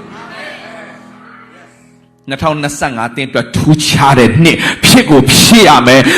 2025တခါမှမရဘူးတဲ့မင်္ဂလာကိုရတဲ့နှစ်ဖြစ်ရမယ်တခါမှတင်ဖခင်နဲ့အတွေ့အကြုံမရှိဘူးတဲ့ဘဝနဲ့အတွေ့အကြုံအသစ်တင်နဲ့စတင်တဲ့ဖခင်နဲ့ရှောက်လန်းတဲ့နှစ်ဖြစ်ရမယ်ယုံကြည်တဲ့သူအာမင်သုံးချင်ထူအောင်1 2 3 Hallelujah အားလုံးခရမတ်တထားရအောင်